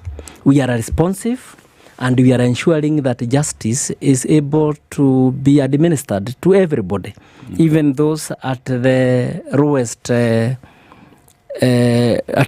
within the structure of the society. So why we are here, it's because people should understand their rights. And a right can sleep, but it cannot die. So that those rights are there. They just require and need to be enforced. And there are mechanisms to ensure that those rights are enforced. And these laws are not made in vain.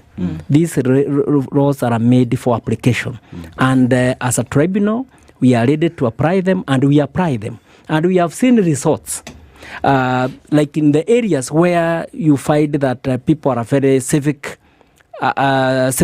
very active. Like in areas like Kakamega, obviously Nairobi, areas like Mombasa, you will find that these issues of very truant either adults on the side of the adults or the tenants, that they are actually going thorough. Where we could find that there were about that matters coming in one day, where doors have been removed from business premises, yes, where roofs have been removed. That's these days it is very hard to hear about those kind of things. Where a landlord would go and just remove a whole roof, remove the windows, even demolish a whole building so that he could get rid of the tenants. It is very unlikely to hear about it today because the compensations are very harsh. When you do those kind of demolitions, those kind of evictions, you find that you are condemned to pay in terms of millions. Nobody want to get themselves into that kind of a situation.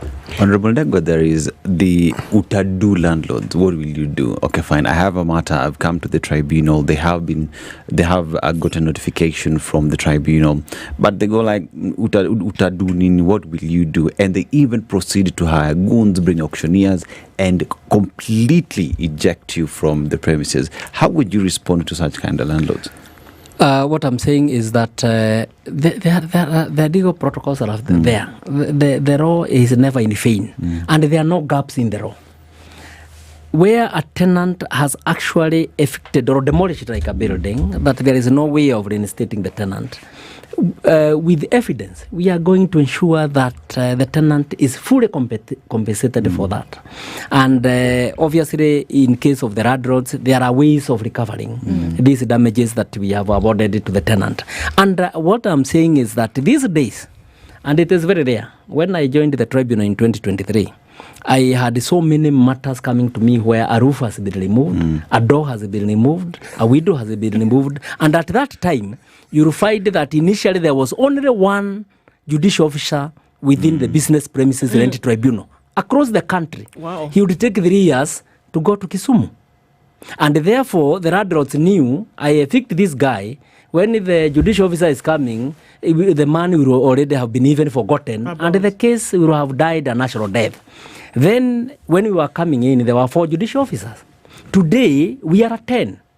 Within 6 months, within 30 days, in case of applications for injunction, we have dispensed with them. So the issue of access to justice, that when a tenant is coming to you grieving, within the same day, like now the judicial officer who is addressing the issues of certificates of urgency this week, Honorable Patrick Kitur, he is able to stop landlords and tenants who are becoming truant on their tracks by issuing orders with immediate effect. In the past, you would go even for a year without your certificate of urgency being had. So this access to justice, this responsiveness by the tribunals, we are able to address the issues immediately. And therefore, the landlord or the tenant, whoever does not want to follow the law, they know that within days, the law will have caught up with me. Right. And therefore, the access to justice has really cured most of these maladies. Is there a cost to come into the tribunal? There is cost, but very minimal. How minimal is it? In terms of Kenya shillings, how much is it? Actually, it will go to as low as 550 shillings to 150 shillings. But also, in the case of recovery of rent, it is percentage of the rent you want to recover. Okay. So, therefore, the tribunal, the access to justice, when we talk about access to justice, is that it is minimal charges compared to the courts. And what percentage of the rent would that be? Is there a minimum and a maximum amount, or is it a flat fee? It is according to the rent that you are seeking for. I think it's about 4%. 4% of the rent that you are claiming. And it's only 4%? 4%. Okay. Yes. So that then you are able to be processed the documents or the decree to be able to go and recover the rent. So in general, what I would want to say, the expansion of the tribunals and the creation of tribunals in all aspects of our lives, and the easing of the rules that regulate the operations of the tribunals, they have made it easy for justice to be dispensed within the shortest time possible, so that those people who were thriving on the delay in the dispensation of justice, now this time they have nowhere to run to. I will go to court, but within 2 weeks, within a month, the case will have been decided. I will not have achieved my objective. So I guess you partly answered what my next question was going to be in that response that you've given, because then what is the time that it takes to adjudicate over these matters and get some kind of resolution once I present at the tribunal? For applications, we are doing it. And actually, another thing I would want to say is that we are doing 99% factual hearings. So like now when I live here, I will hear matters in Nairobi, I will hear matters in Kisumu, I will hear matters in Mombasa, in Kakamega, in all our 10 stations. I will at least have one file from each of the stations, and I will dispense with them today. And the others will be adjourned for another day, and others will be reserved for rulings and judgments. We have 10 stations. And for applications, we are giving ourselves, and which is a policy position, 60 days to dispense with the applications, to dispense with the matter conclusively within 6 months. You are done with it. Like now, and in my court and in most of the courts at the tribunal, I cannot remember the matter that I have for 2023. And those are the matters where there have been appeals to the High Court or to the Environment and Land Court. Otherwise, we are dispensing within 1 year. You will find that the matters for 2024, by the close of 2025, that there is no matter pending in 2024 except those ones where there are appeals in the Environment and Land Court. Okay. Yes. Would you say that Kenyans are embracing this ADR mechanism coming to the tribunal court? Yes, I would think so. And also the judicial officers help in that area, because when you look at the file and you find the notice was not proper, you find that it is a question of payment of rent, there is no way you can escape that, and you talk the parties, this is a question of payment of rent. Do you have any problem if your rent is paid and it is paid on time? And you find in most of those times, the lawyers, and even where the litigants are on their own, they will ask you for time. And like yesterday, I remember I recorded about 3 consents. They come very serious issues. When they came to court, the dispute was very heated. You could not think that they would find convergence. But they come after a month, they have cooled down, and they are recording a consent and agreeing to continue with the relationship for the benefit of both. Yes. Okay. One of the things that is always a problem when it comes to accessing justice is actually understanding how you can access it. The judiciary under Justice Martha Koome has made huge strides in ensuring that justice is actually accessed by almost anybody who seeks it. Now, on matters of rent, beyond a conversation such as the one we are having, how does the judiciary make it possible for people to know the very things beyond what we're saying here? We have spoken. For instance, you have a website, the social media that the judiciary has. How do you utilize these tools to ensure that these things are passed on so that people can actually consume it, access it, and know how best they can utilize it for their uses? Actually, like in the social media, I think we are very active. The tribunals are they're very active in the social media space in sensitizing people about what we are doing. The stations where we are operating, like I have said, we are operating in 10 stations. We have stationed personnel, and we have what we are calling shared services. Like now here at Kenya Re Towers, we have about 23 tribunals where we share the ICT personnel, we share the secretarial services, we share the crack services, we share all those other services to make it easy, cost effective, and therefore make even justice cheaper to the consumers. Again, we have these judicially open days where we are pronouncing them to the public, and we had one about a month ago. The whole day we were at Kenya Re Towers. Members came, the tenants association. There is a tenants association in this Kenya for the tenants who do business. They came to us, and we took them through the processes of how they should lodge their complaints, how they should address their concerns, and even how they should lobby for the tribunal bill that is in parliament so that their issues can be incorporated when the bill is enacted at last. We had the Railroads Association. They came to us, we engaged with them, and we took them through the protocols that they should follow to address their interest.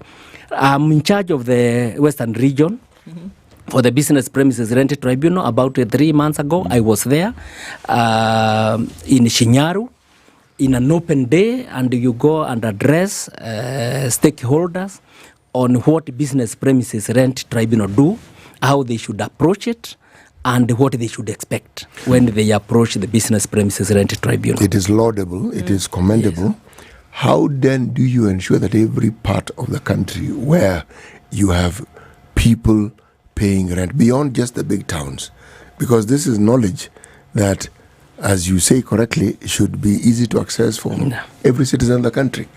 Do you have a plan? Is there a process by which there's a guarantee that every part of the country will be reached in the course of whether it is 3 months, 6 months, a year?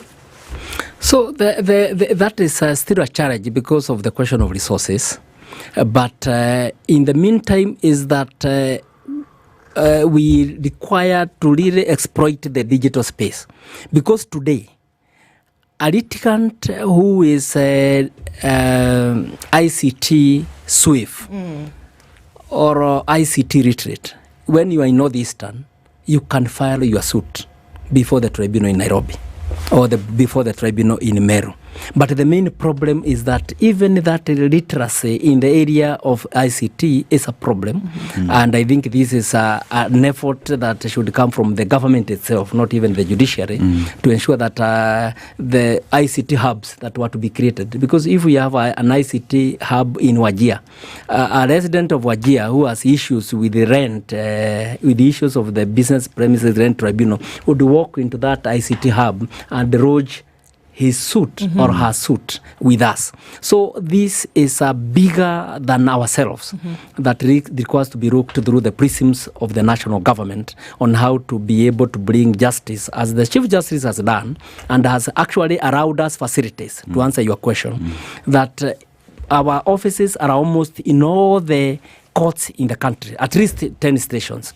We have Meru, we have Embu, we have Nyeri, we have Mombasa, we have Kisii, we have Kakamega, we have Nakuru, Eldoret, Kisumu. At least the Chief Justice has ensured that when we have the manpower or the human resource, that we are given a small space, that somebody walking in with rent issues, with the Business Premises Rent Tribunal's issues, then they are able to be embraced and addressed at that particular forum. And at that place. Yes. I want you to say something really quickly as the time is actually running out. But I mean, this has been quite refreshing to hear a lot of this, because then that means more people can access. The issue of goodwill that needs to be paid, and it's in some cases it's a gentleman's understanding. It's not really written down. Is it legal? Yes, goodwill is legal. It's recognized under the Act. Yes. And actually, when you are getting into a premises, you can agree with the landlord that I'm paying a goodwill of 2 million. When I'm leaving, you allow me to recover it from the tenant who will be coming in, or you refer it to me and then get another set of goodwill from the incoming tenant. Yes. It is recognized under the Act. Okay. Yes. All right. I mean, this is great. And I think it's one of the times where we've had this conversation and then there's so many things that we didn't know, and that folks can now start to pick up on this. And I guess that's all part of accessing justice. So we want to thank you so much for being here with us this morning on Justice Thursday. The Honourable Ndegwa Ohome is a member of the Business Premises Rent Tribunal, and he's been with us on our Justice Thursday conversation on enhancing access to justice through this tribunal. Thank you so much for doing that with us this morning. Again, like I said, it's just great to be able to hear that there's information out there that we can actually consume and use. Thank you very, very much. Thank you. I'm happy to have been here. Our conversations continue after this. Good morning. It is 8 o'clock.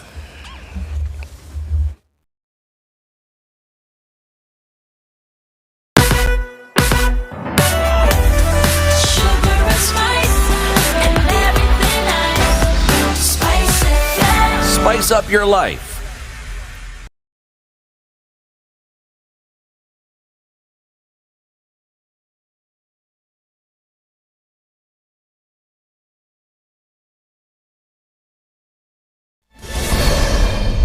Good morning, this is the Newswire. I'm Edwin Lisamira.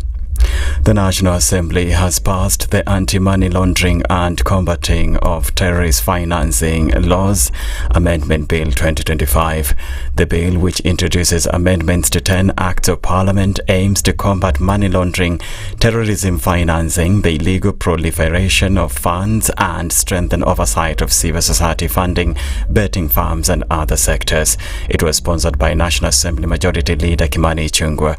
The bill seeks to align Kenya's regulatory framework with international standards after Kenya was grey-listed by the Financial Action Task Force in 2023 for failing to meet global compliance requirements.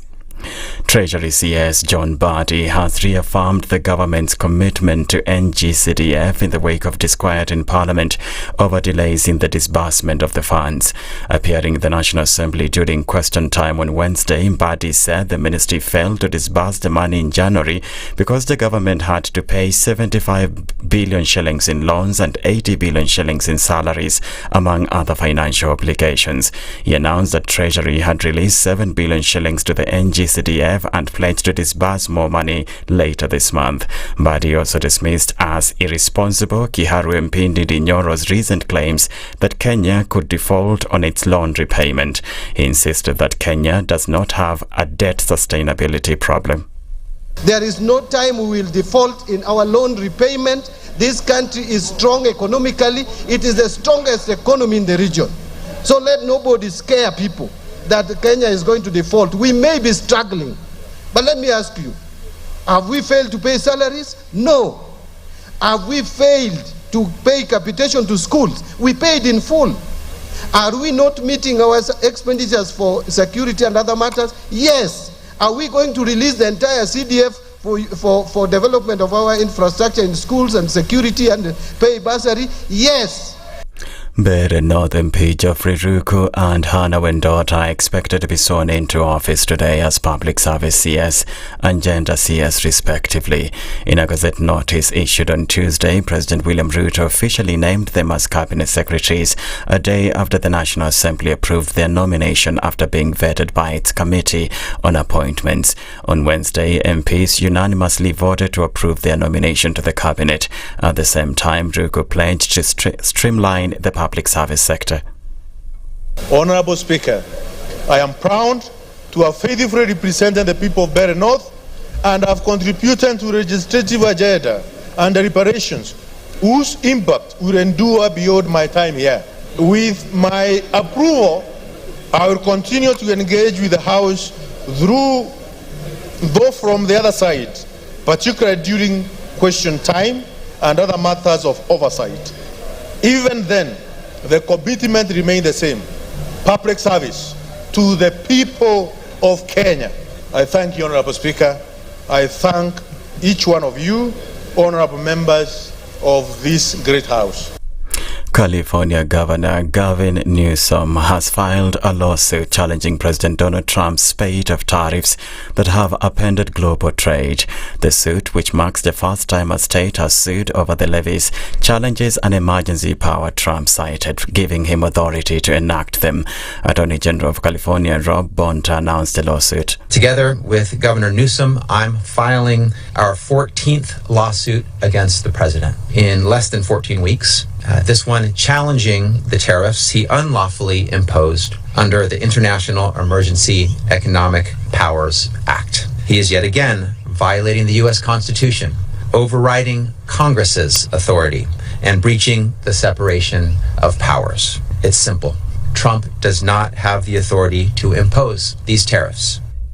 California is the world's fifth largest economy, outspacing every U.S. state and most countries, and is home to the largest shares of manufacturing and agricultural production in the U.S. The White House, which has argued the tariffs are tackling imbalances in international trade, dismissed the lawsuit and said it would continue addressing what it calls a national emergency that's decimating America's industries.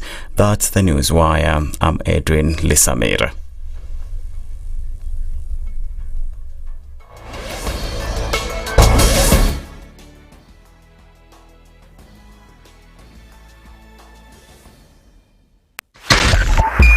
102.5 Spice FM. Kisumu. Traffic. All right, so what's happening with traffic around 8 o'clock? And not much, actually. Just some traffic on North Airport Road. It's heading out towards Mombasa Road through towards Cabanas at the interchange. And also see some traffic coming in on Outer Ring. Outbound on Outer Ring, very, very busy. Traffic on Jago Road, as well as coming off the Thika Superhighway. Some from Survey through towards that Pangani Underpass area. And it's also quite busy on Kiambu Road as you approach Muthaiga Square. So that's doing the thing there. There's also traffic on Limuru Road in a little bit, though, and it's coming out towards the CBD. Langach Road is not looking bad. The Southern Bypass also is all right. And also a little bit of traffic on Waiyaki Way, but doesn't amount to much, at least not for now. We're going to keep an eye on all of this in an attempt to keep things moving, and then we'll talk on SpiceFM KE on X, hashtag The Situation Room.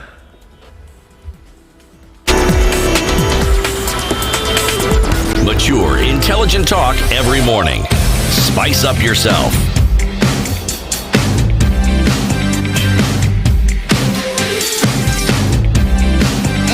Mornings done right. 94.4 Spice FM, Nairobi. We're coming into 6 minutes after 8 o'clock and into the third hour of Kenya's biggest conversation this morning, looking at a number of issues, and that we'll get into a health space in just a bit, but looking at also the rising costs of healthcare and how you can actually handle and manage them in time so that it doesn't really mess you up. We're getting into the festive season, we're getting into the Easter season, and there are many things that you can take advantage of. And Naivas says the Easter holiday is here and shopping is right at the heart of celebrations. So at Naivas, we're all about Kikapu Kibonge. Your Easter shopping basket doesn't have to shrink. It can actually get bigger. And the way in which you can do this is by realizing the deals that Naivas has on offer getting into this weekend. So schools are closed and families are getting together over this season. And it's such a joy to have families together over these gatherings. So you don't have to worry, because Kikapu Kibonge suggests that with a bigger basket, you get better value with no compromises. So why can you do this? Because you get access to all the things that could meet your family needs from this holiday. Of all the stores nationwide, you can shop for everything your family needs this Easter. Even better, redeem your Naivas loyalty points and make sure it's little ones that have everything they need for the holidays and getting back to school. So get everything that you need this festive season and getting back into school with Naivas Kikapu Kibonge. All right, so things are getting a little bit more expensive, aren't they? And sometimes you're not quite sure how you're going to handle that. And one of those things is healthcare. We're going to get into that conversation this morning. And seated in the hot seat of the Situation Room already is Liz Nyaga. I want to say Liza, right? Short for Elizabeth. Or just Liza? Liza. It's just Liza. I like that, actually. It's short for Liza. Liza is short for Liza, so let's keep it. I like that. And I know that CT is already thinking about the nursery rhyme stroke song that has your name in it, but maybe we'll give him an opportunity to sing that for you later. Liza's general manager and head of medical booking and group life at Zamara Risk and Insurance Brokers Limited. And we're talking this morning about rising healthcare costs and the state of medical insurance coverage in Kenya. Liza, good morning. Good morning. How are you? Very well. Karibu sana. Thank you for having me. Like I said, you're in the hot seat of the Situation Room. It's that seat where folks come and we have a conversation about issues, matters arising and what we need to do about them and how we can navigate sometimes the really choppy waters of life. So we're really glad that you can be here to have that conversation with us. So at this juncture, maybe CT will sing that song that he's thinking about for you. Okay. But he also has a proverb of which he gets from a different African country every week. Okay. So as though you don't have enough work to do, we're going to give you that proverb and then we're going to ask you to interpret that for us and tell us what you think. Yes? Oh, wow. Okay. Really a hot seat, yeah. Okay, just jumping right in. Our proverbs for this week are from the Republic of Malawi. Buffaloes are held by ropes, man by his words. Okay, that's pretty straightforward, isn't it? Yeah. It is? It is. Okay. Yeah. Straightforward is for us. Yeah, you're held by the words that you speak. You have to be very careful what you say. Spot on. Yeah? Yes. Okay. Good stuff. Good stuff, indeed. And so again, thank you for being here and looking at some of the things that you do. Looking at the state of things currently, life is getting a little bit more expensive for Kenyans, isn't it? It is, indeed. And one of the things that you want to make sure that is healthcare needs. And we could go into the whole conversation about, what is offered by state and what is not. Mm-hmm. But then also the realization that when you're sick, you're sick. You're not going to start making, asking questions about who's supposed to do what. You need something to be able to handle that. Mm. So we want you to just give us an overview of the situation that then makes, Zamara offer the things that it does in terms of coverage. All right. Obviously, when you look at the current state of healthcare in Kenya, the statistics are very damning. So you look at a population that is over 55 billion, but only under 30% of that have some form of medical insurance. And that includes the government-sponsored insurance. In Kenya alone, about only 5% of the population have private insurance. This is what is over and above what the government currently provides. When you look at insurance penetration, it is way below what other markets do at, I think we're doing below 3% currently. Mm-hmm. So, of course, you've had the saying, and we've talked about proverbs right now, but in Kenya, we say you're one sickness away from poverty. Mm-hmm. Yeah. It's very easy. And if you think about the last couple of months, how many funeral groups you've been invited to on WhatsApp, the level of mortality, it's going up. It's going up every day. And it is really dire, and it's easy to look at it and say, what is the industry doing? But when you look at the progress that we've made over the last couple of years, already as at last year, the medical premiums from private insurers were way over 60 billion. All right, so there's a large investment in private healthcare. The number of brokers are rising, the number of agents are rising. Recently, we even have international health providers coming to set up shop in Kenya, which means there's a lot of opportunities. The need is there for private health insurance. And so we've seen there's hope, there's increased coverage. Many years ago, there are a lot of things that were not covered. Maternity was not covered, If you go to the hospital and you get vaccines, those were not covered by private insurers. So we've seen a lot of increased coverage. We've seen embracing technology. Today, you can call a doctor, and they'll diagnose you and the drugs can be sent to your doorstep. Right. Which is something that was not happening before. Yeah. The partnerships are working. So it really is an ongoing conversation to see how we can improve that. And at Zamara, of course, that's one of the things that we do very well. And I know we're going to talk about that in a couple of minutes in terms of the things that we've done to improve healthcare and the state of it in the country. Okay. Yeah. So let's just jump into it. Mm-hmm. And what are some of those things? And usually when you think, okay, so what then do you cover, and how are folks then able to, click into some of these offerings? All right. Number one and biggest is to demystify health insurance through education and through making sure that our clients understand what they are covered for. All right, insurance can tend to be very technical, it can tend to be very wordy, and so ours is to break down the jargon and make sure that you understand what you're covered for. Mm-hmm. Number two is making sure that we have tailor-made solutions for our clients. Different clients and individuals as well come to us with variety of needs, and you're looking at different demographics, the young, the middle-aged, the old people. How do you make sure that you're catering to each of their needs? And ours is to tailor-make products. Number three is negotiating with the insurance services and insurance providers. Yeah, because we are really the in-between. We are the advisor, we are the consultant, we are the client's advocate, making sure that you're getting the terms. Of course, it's a balance between benefits and costs. As you said, healthcare costs are rising. So how do you make sure that you're still giving the same level of benefits while keeping it affordable for clients? And that's where we step in to tailor-make those products. Number four is that we have clients in different geographical spaces. We have a lot of expatriates, we have a lot of multinationals. We are in 7 countries already as it is in Africa. And we have clients in each of these countries. How do you make sure you're getting solutions for them in each of those countries? Yeah. Then finally, which is important, is at the point of claiming. How do you make sure that the claim is paid? There's a big conversation on claim rejection, why are claims rejected? And ours is to also educate members why are claims rejected in the first place, and how do you make sure you have a high success rate when it comes to claiming? And then finally, the last thing is making sure that we are delivering value to the client in terms of value addition.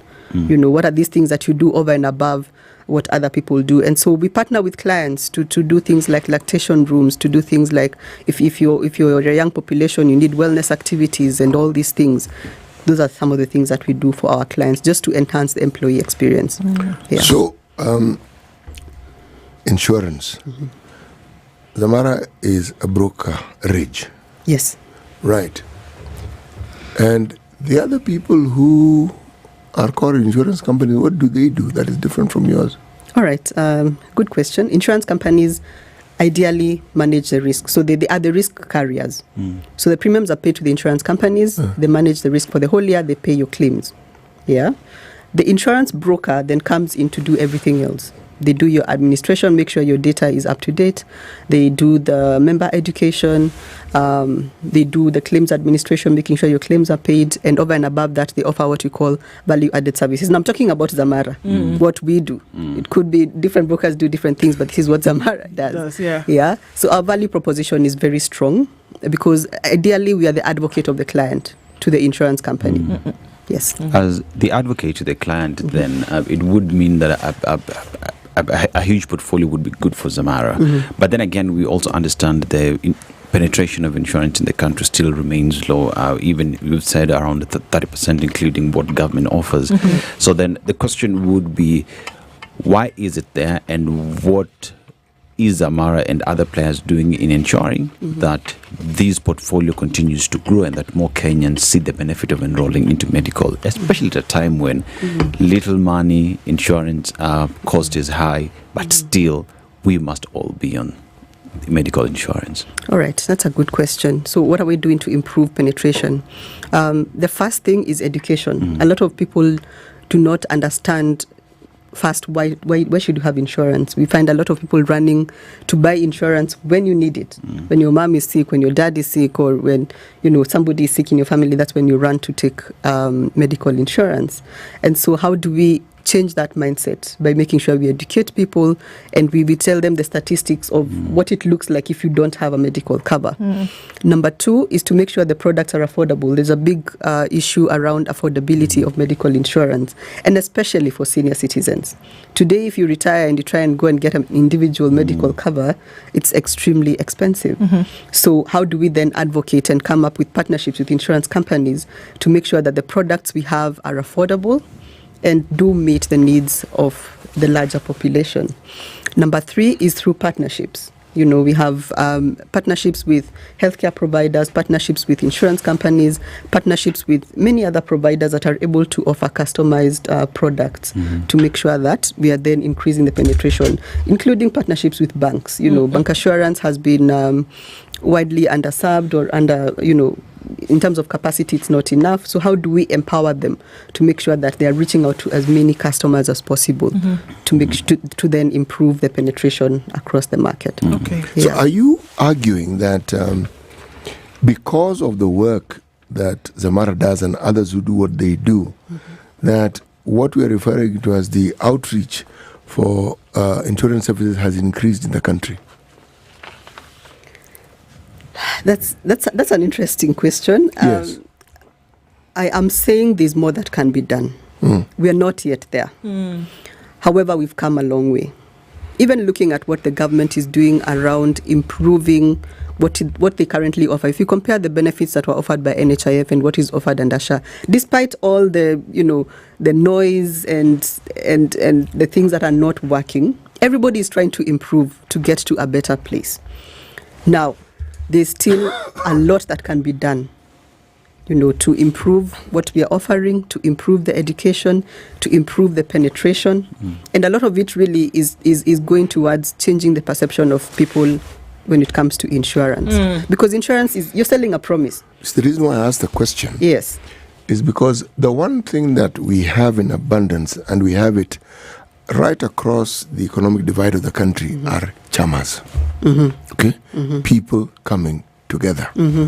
Now, where individuals may not be able to understand the services that you offer, such groups would, if spoken to. 100%. And their members and those in the communities they come from would listen to these people more than they would you. 100%. So, when we talk about expanding this scope and ensuring that as many people as possible can get it, there are those who are referred to as the underserved. They are very large in number. What has Zamara done to ensure that this untapped, because it's untapped, is actually reached? And if they've tried, what have they done, and what are the limitations, and what are the successes? All right. You'd be surprised, one of our strategies this year was around how do we serve the untapped market. SACCOs, okay. Chamas. Consider me surprised. Oh my gosh. So there's very many conversations around. Actually, if you look at the IRA report last year and the new products that were approved, all of them were around the health space. How do we serve SMEs? How do we serve MSMEs? Yeah. And you're right. There's a lot of education that needs to go to the grassroots level to make sure that such organizations are actually empowered with the information that is required. And that is one of the things that we actually do. Yeah, we partner with a lot of SACCOs, we partner with a lot of small groups. We have a very elaborate retail strategy to serve both our retail customers and our SME clients. Yeah. Okay. Yeah. So combining these two things, Liza, that we know that healthcare is expensive and that the costs of things are just getting higher and higher. Plunk that against the fact that you're going to have to need something to fall upon should you get sick. And so in between is don't wait to get sick, but have something that you can do or that you can fall back on. So how then do you encourage people, or what have you put in place to ensure that even people can approach this in bits? If you have a healthcare plan for a year that costs 100,000 shillings, go to anybody today and the likelihood of them being able to give you 100,000 shillings at once is very low. So are there ways in which people can do this bit by bit? Yes, there are. And I think there's a lot of misconception and miseducation because when you look at the variety of products that are offered across our market, there's different products for different levels of people.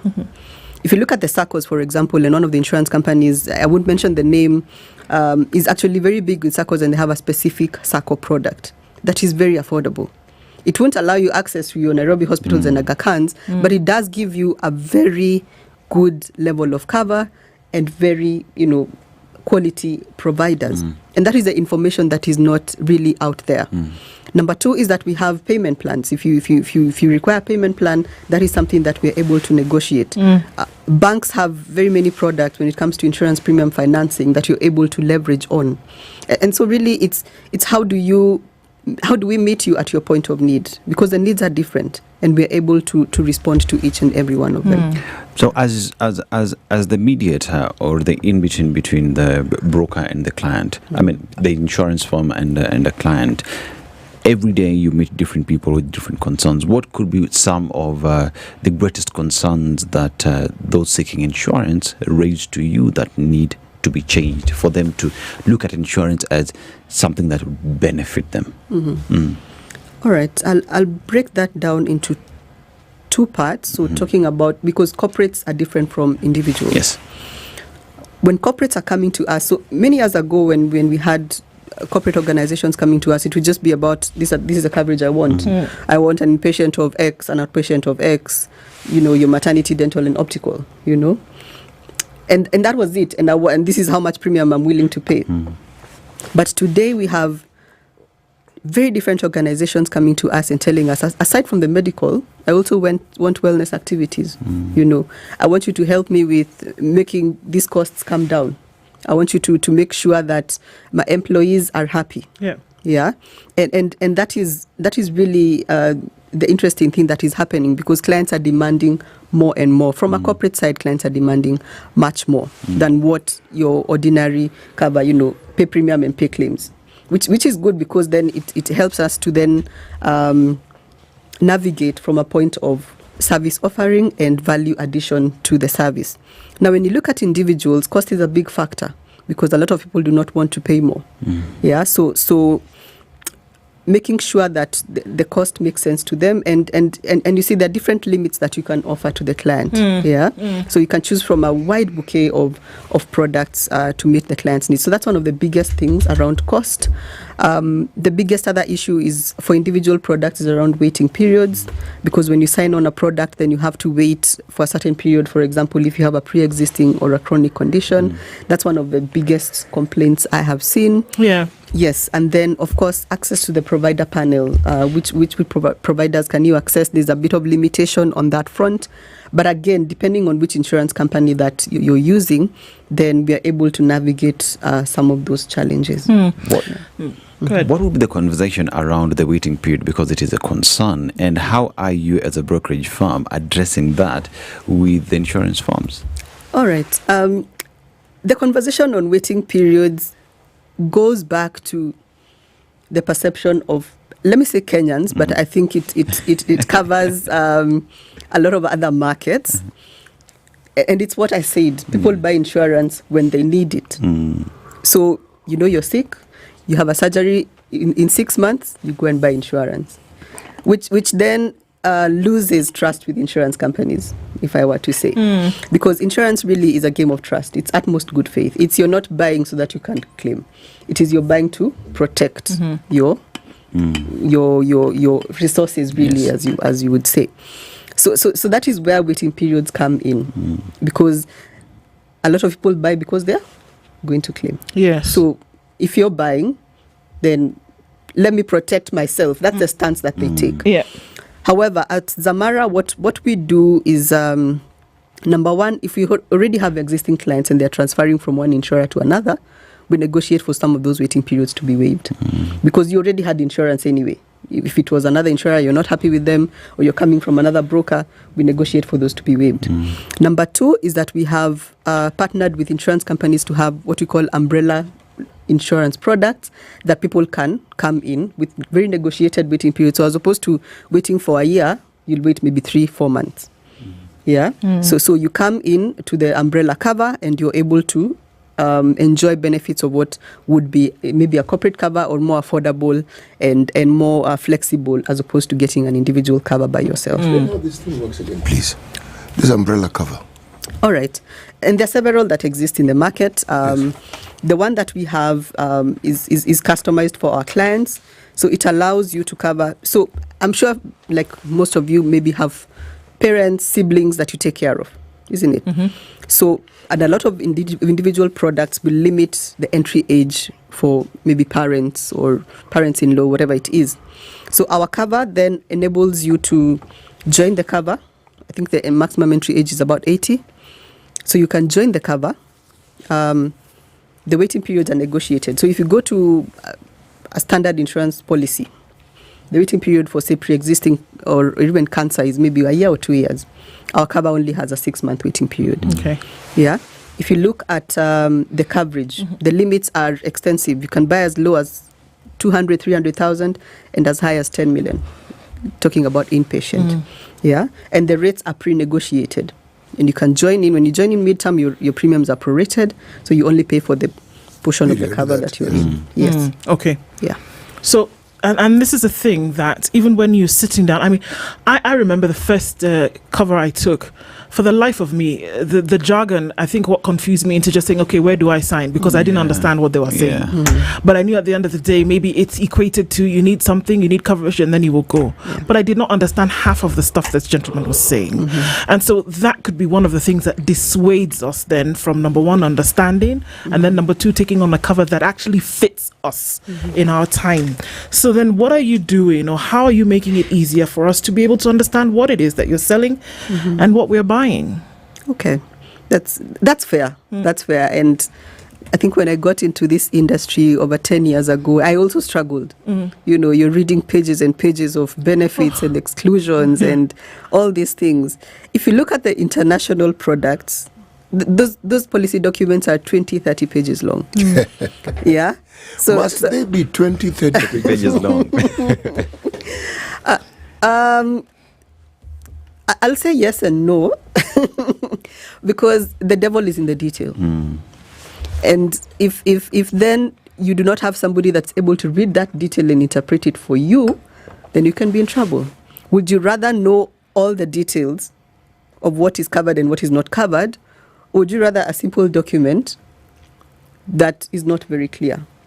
And that's why I say yes and no. So our role is to take that 30-page document, make sure that whatever you're intended to buy is what you have bought. Mm-hmm. Because we are the experts. We understand what all those terms mean. If you look at, for example, and it's so interesting, the definition of a pre-existing condition. If you put 3 insurers here and you ask them, what do you define a pre-existing condition as? What do you define a chronic condition as? You'd be shocked. Different insurers have different interpretations. So ours is to make sure that whatever you intended to buy is what you have bought. Mm-hmm. So we debunk it for you. We tell you this is what it means. We come and educate your staff members. If it's a retail client or individual client, we take them through the coverage.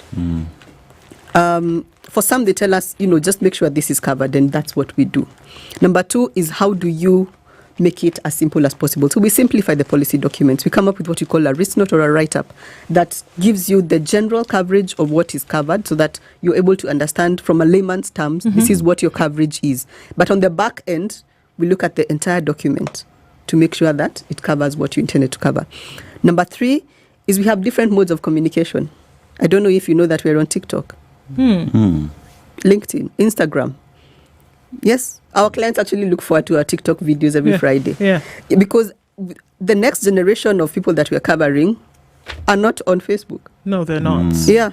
So how then they're do not you... in an email. Exactly, they're not on email. So making it relevant, short and sweet, but at the same time communicating what you're covered. Yeah. Okay, just before we take a break, what is a pre-chronic? Okay, I was going to say a non-existent illness. What is a pre-existing condition? All right. A pre-existing condition is a condition you had before you took the cover. Like yesterday? Yes. So I could come to So you if you have been today. treated before, for example, for diabetes, it's a pre-existing condition. Okay. Now, for some policy documents, what they say is that it's a condition you had, whether you knew or not. So today, if you're diagnosed with stage 4 cancer, of course you had it because you went through stage 1, stage 2, stage 3. But sometimes you can be diagnosed and find that you have stage 4 and you had no idea. Exactly. So if you look at some policy documents, they will tell you it's a pre-existing condition, whether you knew about it or not, and whether you were treated for it or not. If the medical report says you've had this condition for 2-3 years, it becomes a pre-existing condition. Okay. Yeah. Sour. I know. Okay. Right. Yeah. It sounds strange. Is that why when you take some of these covers, the insurance companies require you to take a medical test? Yes. Okay. Especially the retail individual covers. Corporates do not require, but individuals, if you're at a certain age, they will require you to take a medical test. Medical test. Okay. Let's continue this conversation after this break, because then we get into some of the nitty-gritty of it, right? And then what makes it a little bit more uncomfortable sometimes, and now what you have solutions for. Liza Nyaga is the General Manager and Head of Medical Broking and Group Life at Zamara Risk and Insurance Brokers, and we're having a conversation about, okay, so how do we take care of some of these costs and the state of medical insurance coverage in Kenya? It's 27 minutes to 9. We continue right after this.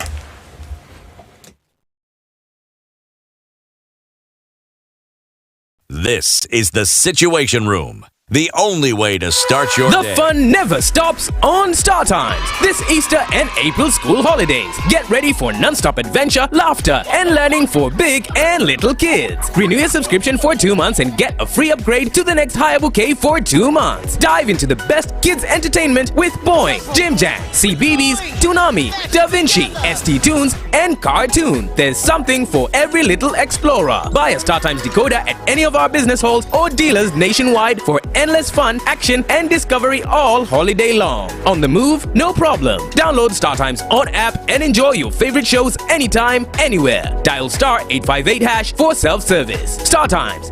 Enjoy digital life. The weather with SpiceFM.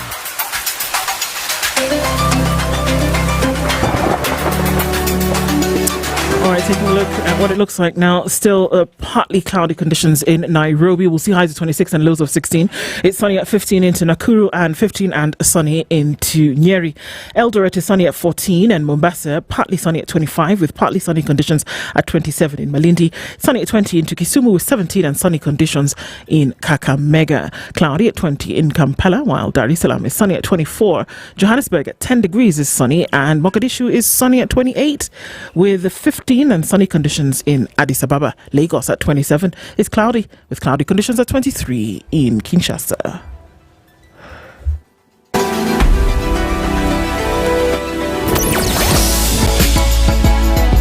Sugar and spice and everything nice.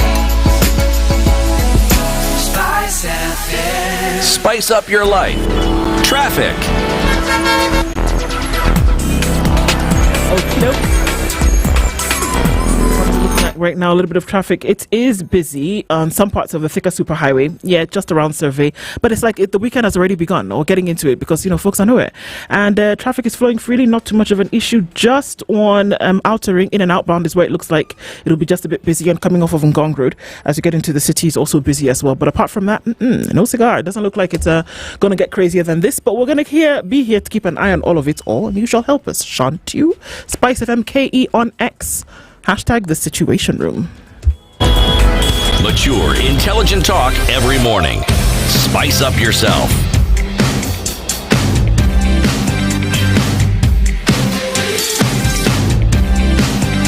Mornings done right.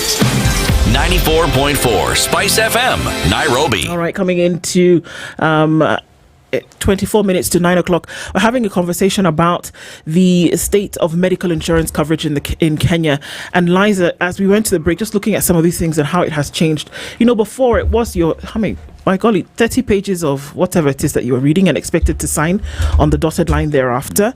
So are we saying now that with the changing times, insurance has then had to adapt? And that I don't have to buy the whole leg of the goat, but now you can cut the pieces that I want, and then that's how I purchase. Has that changed to that extent? To some level, yes, it has. There's a lot of changes that have happened, even just looking at the last 10 years, in terms of how insurance is underwritten and how it is sort of placed with the various insurance companies. And of course, in coping with economic pressure, how do you adapt? Because you can't keep pushing that cost back to the client every time your claims ratios go up, every time your costs go up. So some of the adaptations we've seen, of course, the biggest one is around digitization, automation of processes. I don't know if you know this, but these insurance companies in this market whose claims, at least about 40% of claims, are not touched by humans. They are processed by robots, in this market. Yeah. Sorry. Yes. Not robots like the old thinking robots, but machines that are able to look at a claim and say, this one pay. Okay. Yes. So there's a lot of investment in automation. There's a lot of investment in systems because you can't keep hiring more people or, getting more space the more your business goes up. There's a lot of work from home arrangements. There's a lot of outsourcing to other providers, just in a bid to reduce the costs of managing and operating insurance. Number 2 is, of course, embracing telehealth. A lot of Kenyans, I think a lot of people do not believe in, you can call a doctor, they can diagnose you, and the drugs can be sent to you. A lot of people believe a doctor has to touch you, feel your heart. I want a stethoscope on my chest. You want a stethoscope on your chest. You need to be injected. I need to be on top of a weighing scale. You know. So that has changed. And you see, if you look at the cost of consultation through a doctor on the phone, it's 1,000 bob. If you go to a doctor, he'll cost you, a physical location, whatever, maybe 3,000, 4,000, 5,000. If it's a high-end doctor, around 10,000, 15,000. True. So those are some of the innovations that we have seen. Of course, it's cheaper, it's faster, and it's more efficient. Now, the biggest thing around medical is how do you mitigate risk, fraud risk. Many years ago, you used to have photo cards. It just has your photo, you go to the hospital, you produce it, and you're treated. Today we have biometric solutions. Yeah, we don't even have the physical cards anymore. Your fingerprint is your access to healthcare. So then when you go, you're able to do that. So the fraud risk really has come down in terms of making sure that we are reducing that. And of course, with the big data that we have now, a lot of data analytics has informed how products are priced. Is fraud risk really possible without a knowledge of the insurance industry or working within that particular industry? It's very possible. Very possible. If, for example, you share a name with somebody, or you look like somebody, if it's just a photo card, they can easily use your cover. And we've caught a lot of those. In the last 2 years, and having been in this industry for over 10 years, I've not seen as many fraud cases as I saw last year. And people are getting smarter in how they mitigate fraud. And remember, fraud emanates both from the user and sometimes even from the provider end when they want to defraud insurance companies. So it really comes from different areas when you think about fraud. Yes. So this is an element of trust, and it is an element of trust that as a user of the insurance, I need to trust my the insurance provider to meet me, to provide the services for me. But then again, there is also the element of trust in the sense that I need to trust my insurance to be able to deliver to me at that opportune time when I need that service. Because most of the time you find the users, the trust just goes away because at some point you went to insurance and the bureaucracies that are in there are so massive that you just get tired and you actually walk out of that insurance. So how are we fixing that to ensure that more people actually look at insurance as a safety net for them and not somewhere where they go in despite of paying their premiums, then they're frustrated? Okay, I think it goes back to what we've been talking about knowing what you're covered for. And number two, having somebody that is advocating for you, educating you. Normally we have a 24-hour call center. So when people go to the hospital and you're frustrated, either by the provider or the insurer, then they reach out to us. And we're able at that point to tell them, this is not in your cover. If maybe they did not attend any education sessions that we had, or if it's a grey claim, going back to the conversation about why claims are rejected, if it's a grey claim or a borderline claim, and maybe we'll talk about that after this, then we negotiate with the insurance company to pay for that claim. Sometimes there are things that are not captured in the policy document. You did not anticipate it, or the spirit of the contract did not capture the wording in the contract. The wording in the contract did not capture the spirit of what you wanted to cover. So how do you then make sure that you do that? So it's a lot of education, a lot of change management, I think, from providers and insurance companies to build that trust. And it has happened in developed markets, where you're sure of what you're covered. And when you go to hospital or even when you use any other insurer, then you know that whatever you bought will actually be covered. How does Amara handle or manage post-retirement medical cover? All right. So that's new in the market. Of course, we introduced, it was, I think, passed a couple of years ago. And the essence of a post-retirement medical fund is to allow people to save towards retirement, and whatever you save then goes towards the cost of healthcare. Now, we are all aware as you grow older, your health needs rise, unless you're one of the lucky ones who you're at 80 and you have no chronic condition, you've been living active, And you have all your teeth. You have all your teeth. There are a few lucky people who are like that, isn't it?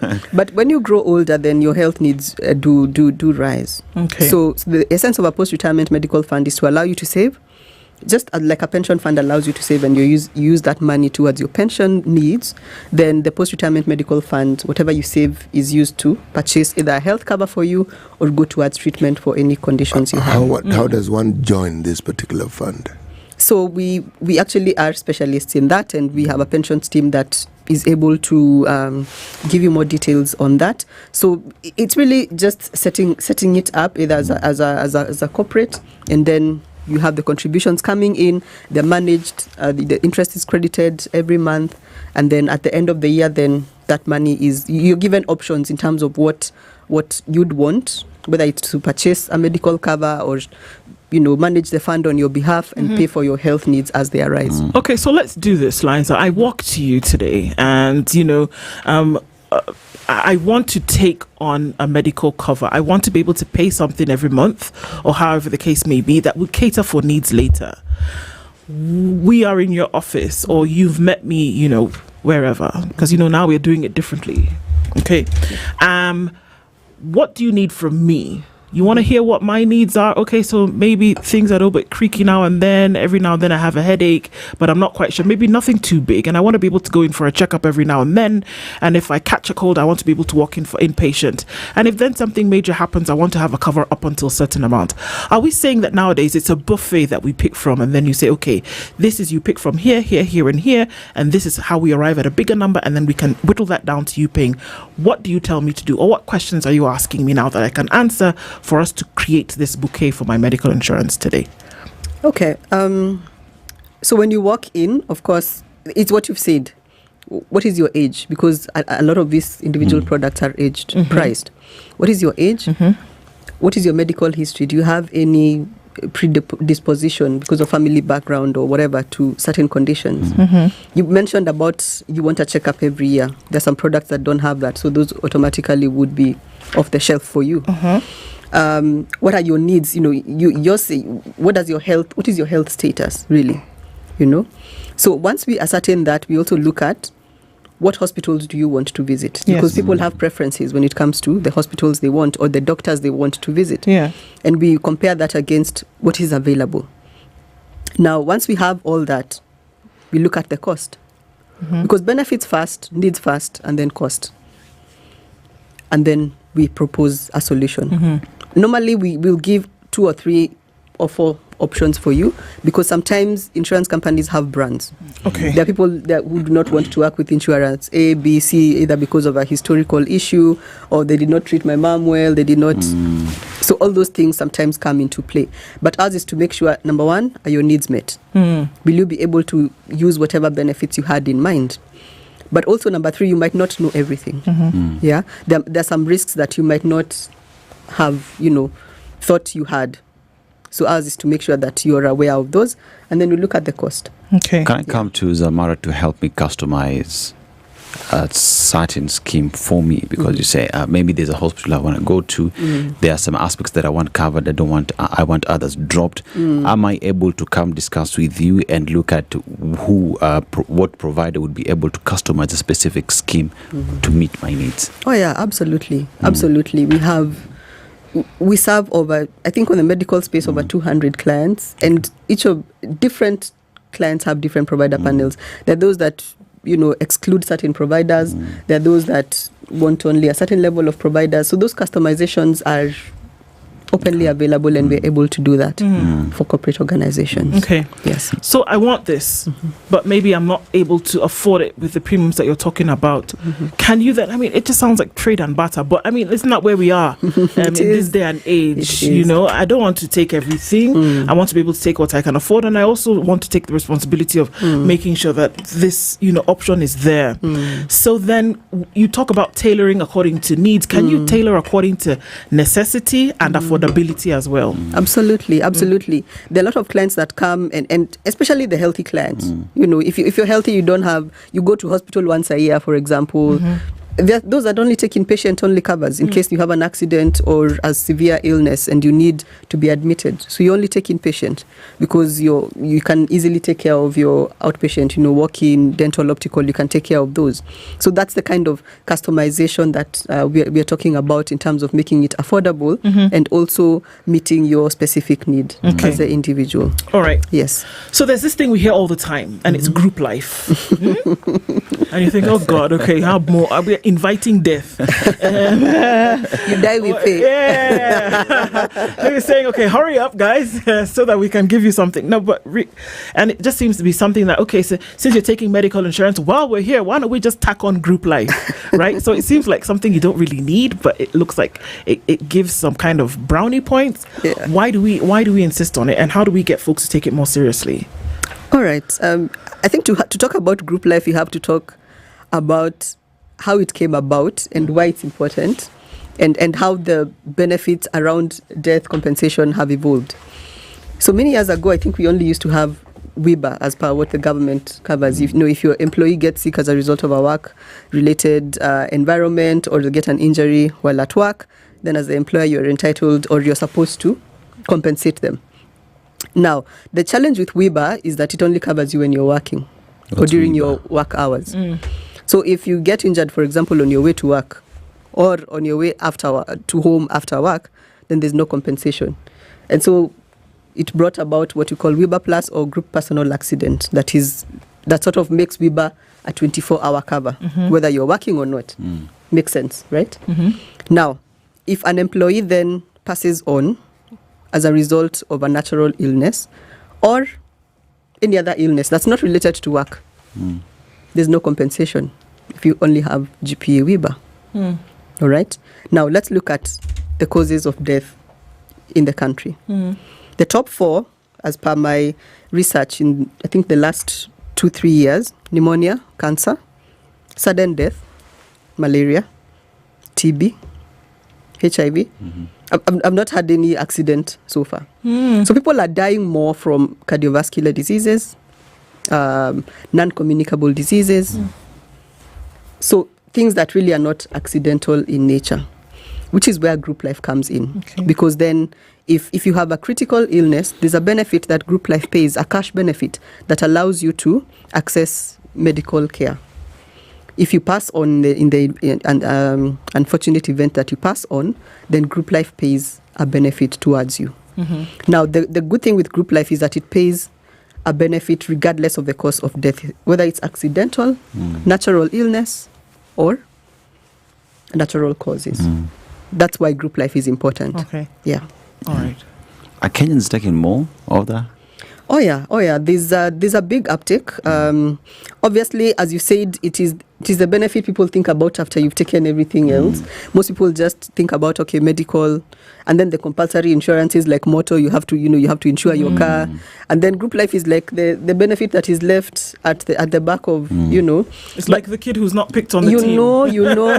which is very unfortunate. But what we've done as Zamara is improve some of the benefits within group life to make it attractive to employers. So when you look at our group life policy, some of the things we cover are parent last expense. If your parent dies, we give you an amount limit. If you have parents-in-law, we cover them. We have spouses, children. We include some of those covers in the group life benefit. But you have to have taken it before. You can't wait until... Yes, it's a ride-on. It's a ride-on. Actually, if you look at other markets, like even just across the border in Uganda, their group life benefits include school fees benefit for your children in case you pass on. They include, if you get a critical illness, for example, and you lose a limb or you lose a hand, they give you a benefit to be able to remodel your house, to suit to your new situation. So there's evolution in terms of these benefits, and really it's the education and showing employers how relevant it is. Is there something called an accident insurance? Yes, group personal accident or personal accident. Yes. Personal accident. Yes. What on earth is that? It's insurance that covers you in case you have an accident. In simple layman terms. And it doesn't matter where you have the accident. No. Yeah. And what are the things that it covers? So in the event that I have an accident and I lose my head, okay. It will pay for your last expense. It will pay for your last expense. But yes. I'm asking the question, the benefits of it, and what it is that one can expect if one has taken this personal accident insurance. Okay, so looking at the group side in terms of the group personal accident, there are 4 benefits that are embedded in there. Yes. So the first one is a death benefit. Of course, if in case you die, there's a benefit that goes to your beneficiaries. In case you're permanently disabled, there's a benefit that is given to you. In case you have what we call temporal total disability. So for example, let me see what is relevant for your field. If you lose your voice. Sorry. And they have to hire somebody to do the shows that you do. Yeah. Right? there's a benefit that is paid to the employer to compensate them for your absence. That can be used to pay for the resource that would ideally come. I see. Yes. That is now group. That is now group. Yeah. What about if I take it for myself? So for yourself, it really depends on the policy. So most of the cases, it will cover for your expenses, your medical expenses, in case you have an accident. For some policies, it will even extend to third party. If you hit a wall, of some property, and they ask you to pay, so it will extend to third party liability. Yes. Okay. Something that really strikes me, or that I continue thinking about, is that the majority of people who might require or who should actually hop onto any kind of insurance, health, life, like this, is folks who may not, number one, have access to the information or the technology through which we've seen this thing changing, and that's in the majority. We're talking about tens of millions of people. So when we talk about the changing costs or the increasing costs of healthcare, we also need to then look at the widening bracket that is needed to cover. How can we get closer and closer to a space? Because when we talk about development as nations, it's not just fancy roads and big cities, it's the fabric within, right? We talk about, do people then have access to information, quality healthcare? And even if it's not at a public level, even if it is at a private level, and we've seen that you can take little morsels of that. How do we get people? How do we get, the lady in, the northern part of the country, the eastern part of the country, who is sitting plying their trade, to get onto that place when they realize, I could get sick one day, and let me take care of it now, and I can pay 500 shilling a month, and I can put that together, 50 shillings every day, I can do something. Isn't that where we start? But how can we get to that point whereby we have the majority of people covered, really? I think it's what he said, and a big part of it is partnerships with organizations that go to those remote areas. And we do have those NGOs that serve in those very remote areas, your chamas, your SACCOs, your small groups. Recently, actually, as late as last week, we were translating a medical policy into Turkana language. So how do you... And that's the thing. It's small things that we can do to make sure that we are communicating in their language. Yeah, those partnerships are very important with a lot of those organizations. And I think even for you, how do you reach the people in those areas? Because partnerships with even people like you, like what we're doing here, then does help in terms of disseminating the knowledge and the education to those underserved communities. Yeah. We've got a question here. One says, I changed insurers just a week ago. I can't access, I think it's something in relation to what you had mentioned earlier, but just for a little bit of clarity, I can't access my new insurer because of the waiting period. How can I navigate this? All right. I'm not sure who their broker is. Yeah. They should Maybe they don't have a broker. Maybe they don't have a broker. Yeah. Because if they had insurance before and they are transiting to a new one, then what that broker should have done was negotiate for some of those waiting periods to be waived. And actually the regulator has done a bit of work to make sure that there's some level of standardization. So when you're transitioning, then there's some waiting periods that automatically should be waived. So I think he or she can reach out to their current insurer and maybe provide details of the previous insurer. And if they have an agent or broker, they can help them to negotiate for waiver of some of those waiting periods. Yeah. What does it cost to have a broker? Nothing. Just repeat that so that Nothing. So it doesn't cost anything to have a broker. We don't charge you any extra to place your cover. So how do you make your money? The insurance company pays us a commission for placing business with them, but as the client, there's no additional cost for you to have a broker. Really? Yes. That's fantastic. Oh, absolutely. Unless then there are other things that you'd want us to do for you, like, elaborate wellness programs or to come and do things that are outside what insurance is. And we do a lot of those, yeah? But your standard managing your insurance coverage, nothing. Okay. Yeah. Well, that's great to hear. And, look, it's always important for us because we talk about development every day.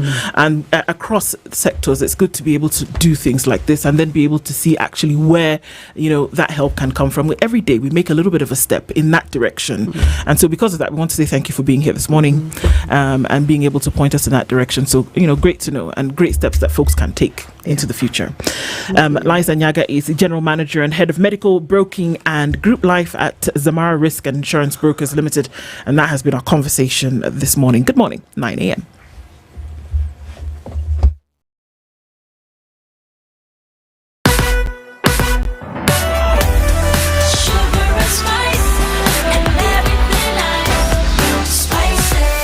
Spice up your life.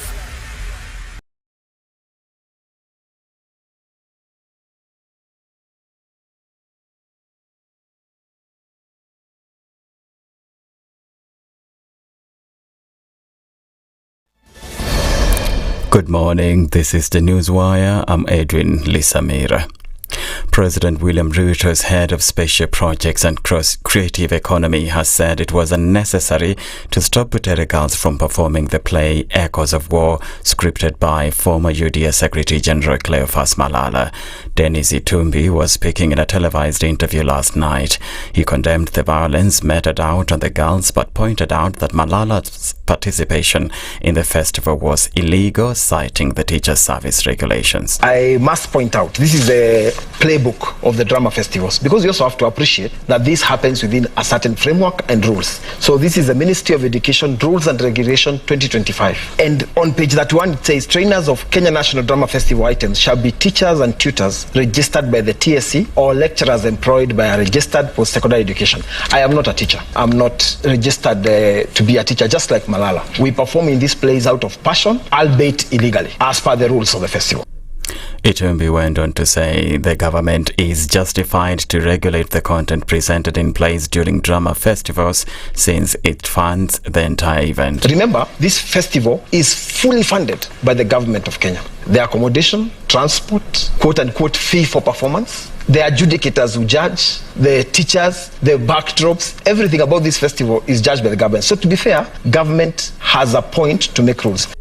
At the same time, Malala announced plans to reenact the play in honor of the Butere girls. I have said it time and again that we are going to enact this play with an adult cast. By the same time, we must honor the young girls of Butere girl. We must honor them. The proceeds of that show, a percentage of it must go to those girls, because those girls are heroines. Those girls will be inscribed in history for fighting for liberation. I had somebody else telling me that, why are you using students to do politics? Students are part of the liberation journey. The government has announced plans to convert the Okoh showground in Kitui County into an international stadium at a cost of 800 million shillings as the county prepares to host this year's Mashujaa Day celebrations. Sports CS Salim Vuya who visited the site, said the upgrade should be done by October. Stadium hii itakuwa na capacity ya watu 10,000. Tutaijenga iweze kufikia viwango za taifa, kwa sababu tunataka hapa Kitui isiwe tu ni kuadhimisha mashujaa, lakini iwe ni kiwanja inaweza tumika hata na michezo mingine hapo baadaye. Kwa hivyo tutaijenga, itakuwa na canopy all round ili kuweza kuhimili yale matarajio ambayo yanastahili. In Nyamira County, residents have accused their leaders of failing to prioritize what's important to them as the rift between Governor Amos Nyaribo and some MCS widen over the dismissal of former County Assembly Speaker Enoch Okello. The residents told reporters that the wrangles are hampering service delivery, noting that hospitals now lack essential supplies such as medicines. Mambo ya health sana ya afya imekwama. Hatuna madawa, hatuna hata wafanyakazi mahali pengine. Mahali ninatoka kuna dispensary 2 hasina watu huko. Tunasema kwamba ni lazima vita hivyo ambavyo vinaendelea katika assembly yote ya Nyamira viishe. Sisi wakati wetu hatukuwa na mapigano, tulikuwa tunaongea mambo ya kuona kwamba Nyamira na Kisii county zinaenda wapi. Peru's former president, Ollanta Humala, has been found guilty of money laundering and sentenced to 15 years in prison. A court in the capital, Lima, said he'd accepted illegal funds from the Venezuelan president at the time, Hugo Chavez, and from a Brazilian construction company to bankroll his election campaigns in 2006 and 2011. Humala's lawyer said he would appeal against the conviction. His wife, Nadine Heredia, was also found guilty of money laundering and sentenced to 15 years in prison. That's the Newswire. I'm Edwin Lisamira.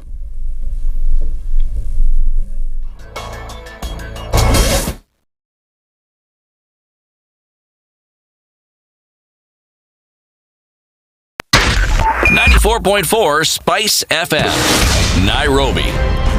Good morning, and I love your show. Thank you. Having come from a Kikuyu radio background, I migrated to Spice because of the content. I was born in a slum, but somehow I got a break in life. So sometimes when you see the sweating coming out because of the passion and whatever it is, behind the noise, there are people, and we share the same umbilical cord. It shouldn't be like that. I am so disappointed. We used to tell Honorable Raila Amolo Odinga that he's doing politics of conmanship, and even President Uhuru Kenyatta, serikali hii ndio iko na conmanship ya hali ya juu. You cannot promise people that you reduce tax, then you double. In politics, there is the issue of trust. For you to turn around and then stab the same people who gave you that trust, there is no other level of dishonesty. Imabo, utaona dunia tu. The Situation Room, Kenya's biggest conversation. Traffic.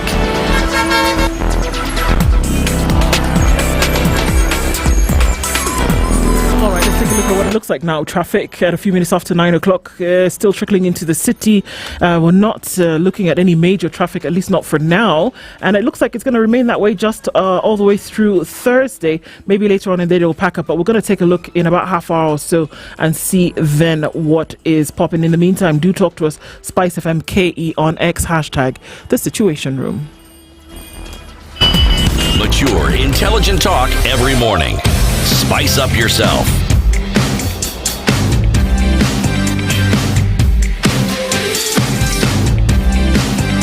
Mornings done right. 94.4 Spice FM, Nairobi. All right, it's coming into 7 minutes after 9 o'clock, and a great way to continue with these conversations that we have every morning. All right, and even as we do, I will take the opportunity to remind you that you can walk into any Naivas into the holiday season, getting into the Easter holidays. Kikapu Kibonge, and your shopping basket doesn't need to shrink. It can actually get bigger. The way it can get bigger is with Naivas deals, and there are many things on offer as you get into the Easter holiday, as well as then getting ready for back to school, which happens in around about a week or so. So you want to take advantage of that. Naivas around the country, Kikapu Kibonge. All right, so we're getting into a political conversation. As soon as our guest joins us, we'll then be able to do that. And just looking at some of the things that we had clicked into before, coming into some of these conversations, how we make decisions and how we then give responsibility to Parliament. And even as we think about that, the very details of some of those decisions that are made are then important to be looked into. That have we seen the, do I want to use the word deterioration? Deterioration of Parliament as a decision-making body, as a law-making body, as an oversight body, and as a budget-making body, to then make decisions about who will be nominated based on what? Based on the fact that the president said a certain thing, or based on thought and merit and clear thinking that you have applied to a particular principle? And are we okay with that? The manner in which we see things today. Are you happy? City, go first. Thank you very much, Dennis. How are you today? Fine, thank you, City. How are you? I am very well, thank you. Am I happy? This discussion, cannot be prefaced by whether I'm happy or not. Not really. Okay, but our guest is in the studio, so we will pause. But you can just say yes or no. I'm not going to. This is not a yes or no question. I'm not going to answer yes or no. Are you disappointed? With what? with how they carry their affairs. If I expected something to go in a certain direction and then it happens, okay, am I displeased with the process? There is a criteria that is met. You want that person to have the job. It's a criteria, is it not? Yeah, indeed. And it you is. make sure they have the job. Okay, so when we talk about a criteria, what is this criteria that must be met? And how you started out with something with a very intention at the end of the day. If you knew walking in, if you knew the very end result of how you wanted something to be, then we shouldn't be surprised if that's the result that was achieved. Not really. Not really. Not really. Yes, there needs to be clarity here. Yes. So this forms part of the conversation into the one that we'll be having this hour in terms of how we make decisions and what will then happen with the next election. Usually is really kind of the only activity that folks get involved when it comes to civic education. That when it comes to an election, when you cast your ballot, that's really just about the size of it. Civic education really doesn't happen beyond voter registration and, a little bit that you pick up here and there, unless you teach yourself. Now, politics versus competency. The road to 2027 is a conversation that we're having this hour, and we're having that with Bosco Mutegi Kiura, who is a governance expert, and he joins us in the hot seat this hour. Good morning. Good morning to you. How are you doing? Very well. Karibu sana. Asante. Thank you very much for inviting me to this important discussion. Well, thank you for being in the hot seat this morning. We're glad that you have honored that invitation. Yes. And into conversations that we'll be having this hour. CT will first of all give you today's proverb. He'll tell you where it's from, and then you can interpret that for us, right? Okay. Yes, our proverbs for the whole of this week have been from the Republic of Malawi. Okay. Buffaloes are held by ropes, man by his words. Buffaloes are held by their ropes and men by their words. Okay. To start with, buffaloes are held by their ropes. For you to, my thinking is, maybe I start with a man. Is that allowed? My friend, even if you want to bring a giraffe into the conversation, just go ahead. Yes. So, in my interpretation, a man is always held with his word. And there are things called a gentleman's agreement. Sometimes people sit down and do agreements on paper and sign and all that. But what matters at the end of the day, is the gentleman's agreement, whereby if I agree with you, I'll do this for you in the next 1 year or so, or in about 2 weeks, I'll give you a certain amount of money. I might write it down in an agreement and dishonor it, but we can agree word for word on gentleman's agreement, and I honor it. About the bull and the rope, that's an interesting one. Bulls are held... Buffalo. Oh, buffalo. I know I mentioned the giraffe. They're in the same family. Who? The giraffe? Bulls and buffalo. Oh, okay. Yes.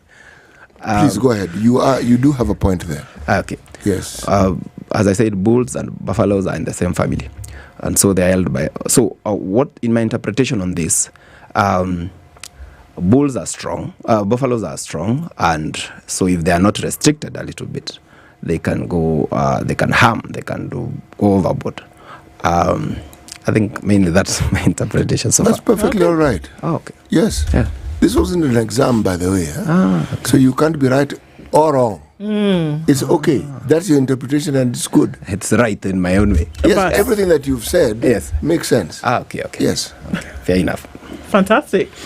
Okay, so Bosco, there are many things that have happened over the last couple of days.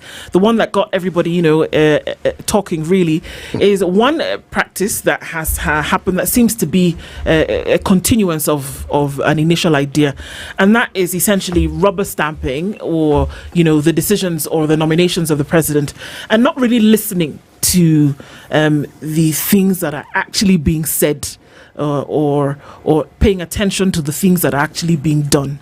So when we talk about competence and we talk about the road to 2027, which for all intents and purposes, everybody's already on that road and they've packed their bags and, we're hurtling down towards 2027.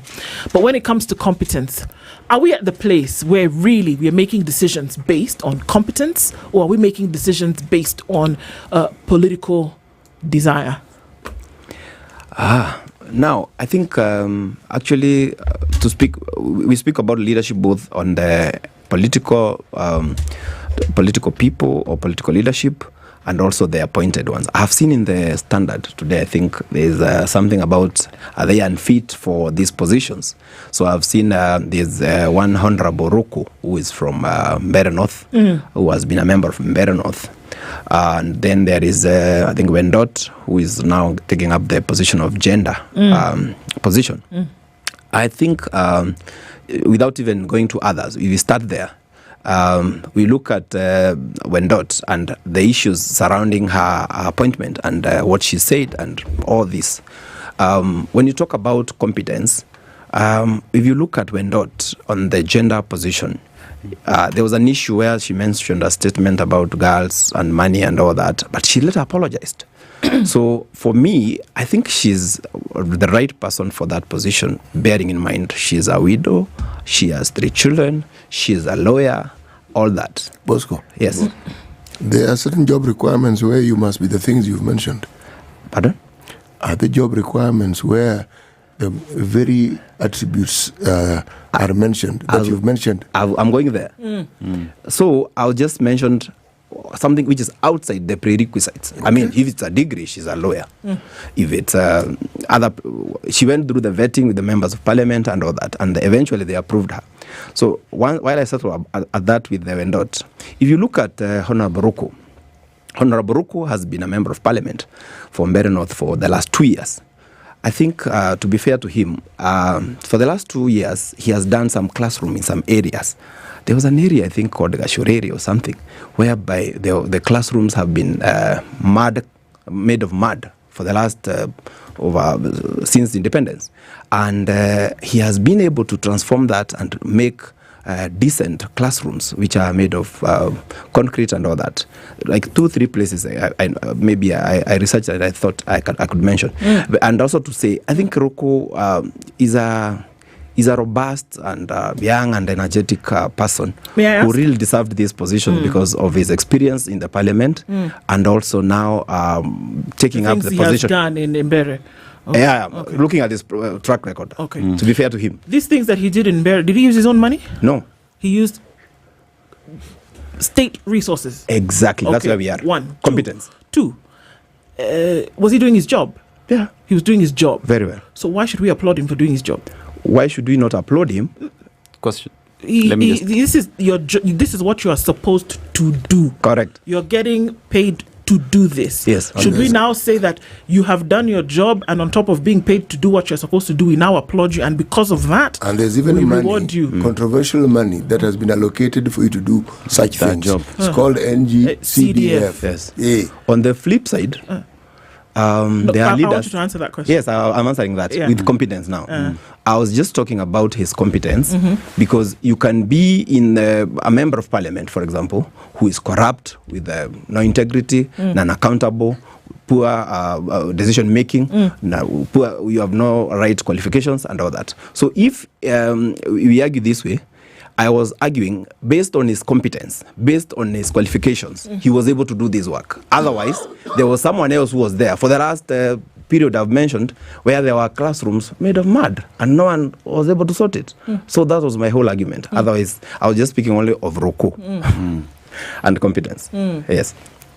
Okay. The things that Okoh was doing for the people of Mbeere North, was it a favor for the people or is it a right for the people of Mbeere? It is a right for the people of Mbeere, but my argument is very simple. If someone else was there other than Okoh, who was not competent like Okoh, we could be having a different story because we have seen these things happening in different places, whereby people elect. To give an example, the electorate elect people based on emotions, whereby this guy has vied so many times. Let's just give him, and 3 years down the line, they start crying. Oh, this one we didn't know. We made a wrong decision and all that. So we should just even in the moving to the 2027 election, we need to be careful and analyze leaders based on their track record. Like, just to give you the example I've given of the track record of Okoh. If he vies to another position in future, he should be considered based on how he will perform even in this public service position.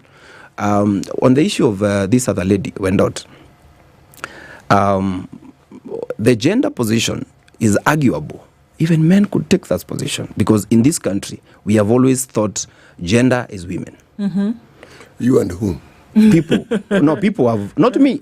People have always connected that gender word with women. I'm not saying, because women have been marginalized previously in the society and they are the backbone, they bring the children and all that. So what I was saying with that issue is, in as much as now she has gotten this position as a gender, a female, for the gender position as a female, she should also consider issues of men, because there's a lot of issues of mental health and issues that are affecting men as well. So let her be given a chance. Let her do the job she's applied for, and she seems to be qualified. Fair enough. Okay. When we look at competencies, what, in your opinion, should folks be looking for when they are, shown different candidates? And we're going to another year where, remember, 2022 then marked a very interesting year because there was a changeover. There was a change of guard from a president who'd served for 10 years and then brought in another one who happened to be his deputy. And then we get to a year where things happened in 2024 that were very different from ever before, that folks came out and they said, protesting this kind of governance, and said, we will not take this anymore. Do you think that has flipped the switch, whereby people will be looking at individuals not to vote because they look nice, speak well, but that because they will be competent to actually deliver? Actually, I think where the problem is and where we should start is if you look back at the 2022 general elections, the turnout was low. We had 14 million voters out of the 22, which was about 65% of the voters. There was apathy. There was some apathy to some extent. The youth didn't come out as they expected to vote. And the problem we have with that issue is we have a 78% population of the youth in this country who don't have jobs and who are always complaining this and that. However, when it comes for them to be counted in the ballot, they avoid the ballot. And I'll answer what you are saying about, is the trend changing? I think it's changing. It is evident from last year, in June 25th, we saw what happened. So the issues I'm talking about is when we have elections, let's look at leaders based on their competence, on their track record. For example, as you're asking about what makes of a good leader, is someone who have problem-solving skills, who is able to make decisions, who is able to make quick decisions, and which are helpful to the society. Someone who is able to make decisions that are impactful to the society at the end of the day. So that's why I said the challenge we have in this country, we have a very high deficiency of genuine leadership in this country. And the problem has been people not having previous leaders have not had willingness to tackle the issue of corruption, for example. And that's where we are going wrong. To give you an example with counties, when an MCA or a senator is elected, and you replace the one who was there with the notion that this one has vied so many times, let's just give him. Or let's replace this old man who has been there with a younger person. And 2-3 years down the line, you realize you made a terrible mistake because you voted with emotions other than trying to analyze what is the track record of this person, what is the society, what is his background, is he a Christian or a Muslim, or what is his religious background, what is his education background, what is he able to do, what has he done before, does he have integrity, does he have issues that are supposed to solve the problems of Mwananchi. I think that's what I think. You've mentioned about previous leaders failing to address corruption, and even as we speak at the moment, the current leadership that is in power were elected on the basis of their promise to fight corruption. And we know what is happening in the country at the moment, which begs the question, as these promises keep being thrown at Kenyans to vie to get them to office, are we as Kenyans hearing what they're saying, interrogating what they're saying, and making the right decisions? Or are we just following the wind? Because the wind is going left, we all go left. As I've just said, I think the problem we have in this country, first of all, is actually the attitude with the society. Because if you look at the issue of corruption critically, you might realize most people are corrupt on the small issues. Like, no, that's the truth be said. Most people are corrupt because when you go to town, for example, in the CBD, just giving an example, not myself, not you people in this room, but if someone goes to town, the parking fee is... Why are you leaving us out?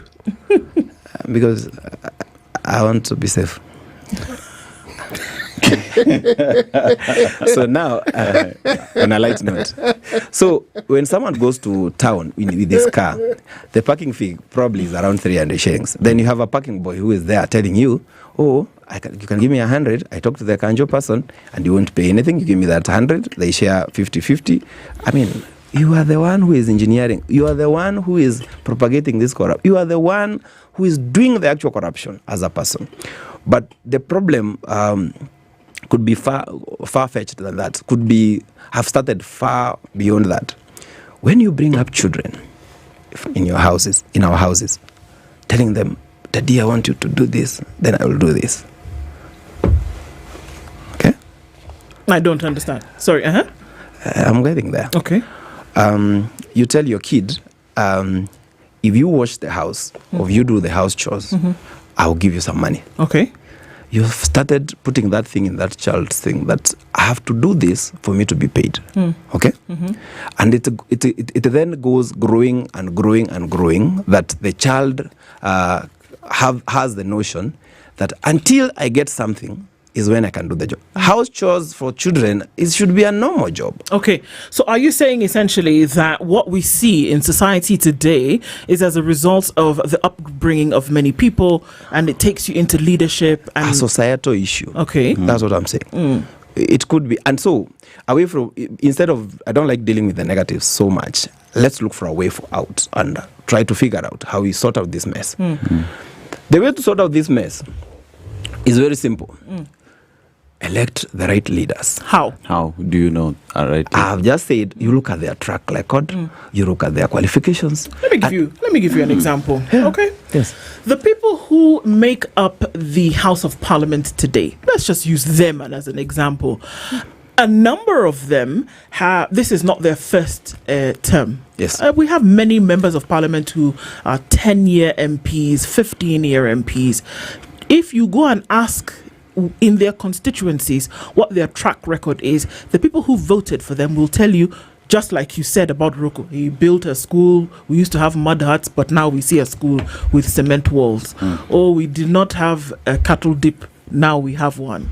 We did not have a classroom with roofs, now we have one. Track record, isn't it? Yes. Now, based on that, they give them the vote when they go. Or at Christmas time, they give us something to eat. They fulfill the needs of people. It equates to track record. Most of the people upon whom decisions are made when they are going to the ballot, there's an element of track record that is taken into consideration, and they vote based on that. What happens between the time when somebody is declared a winner and the time that they go to set about their duties? Something happens in that period that we're not quite yet ready to, or we're not quite understanding. I don't know if it's in the water people drink. I don't know if it's in the direction that they walk, or what happens. What happens? Let me tell you what happens. You have hit the way it's supposed to be hit now. Our politics in this country, we have a very big challenge, because I remember 2 years ago, this Dr. Fred Matiang'i said, we are likely to find, what are they called? Wash people, criminals and all that in the parliament. I remember him saying that. And they are there right now. How? When we come to voting, we look at people based on ethnic background. We look at people based on what the money, how much money they have. We look at people based on cronies, political parties. We look at people based on the political parties. So if you are not from this, if you're coming to vie with this political party, it has to be ethnically. Is there something wrong with that? What is right about it? You tell us. I mean, there's something terribly wrong about that. Why? Well, why is something wrong? You're asking specifically about the political party? No, I'm asking everything. I mean, if I'm voting for someone because he's my tribe, or he belongs to a political party, or he has money, or why is it wrong? It is wrong this way. When you vote me in because I've given you some money, just know that I've bought you. So 2 years down the line, because I've taken a loan, I'll have to pay that loan from your money to pay that loan, so that we can now be at the same level. Okay? If you vote me because my party leader has said we must vote for so and so, 2 years down the line, now when I've talked about those two aspects, we have now freezed anything about qualifications, prerequisites, and all that. So we are just voting you because my party leader has said we vote this person, ignoring whether you are a thief, whether you are incompetent, whichever, all the other prerequisites have now been ignored, or they have been put to the shelf, just because party leader said, or just because I have the money. Okay?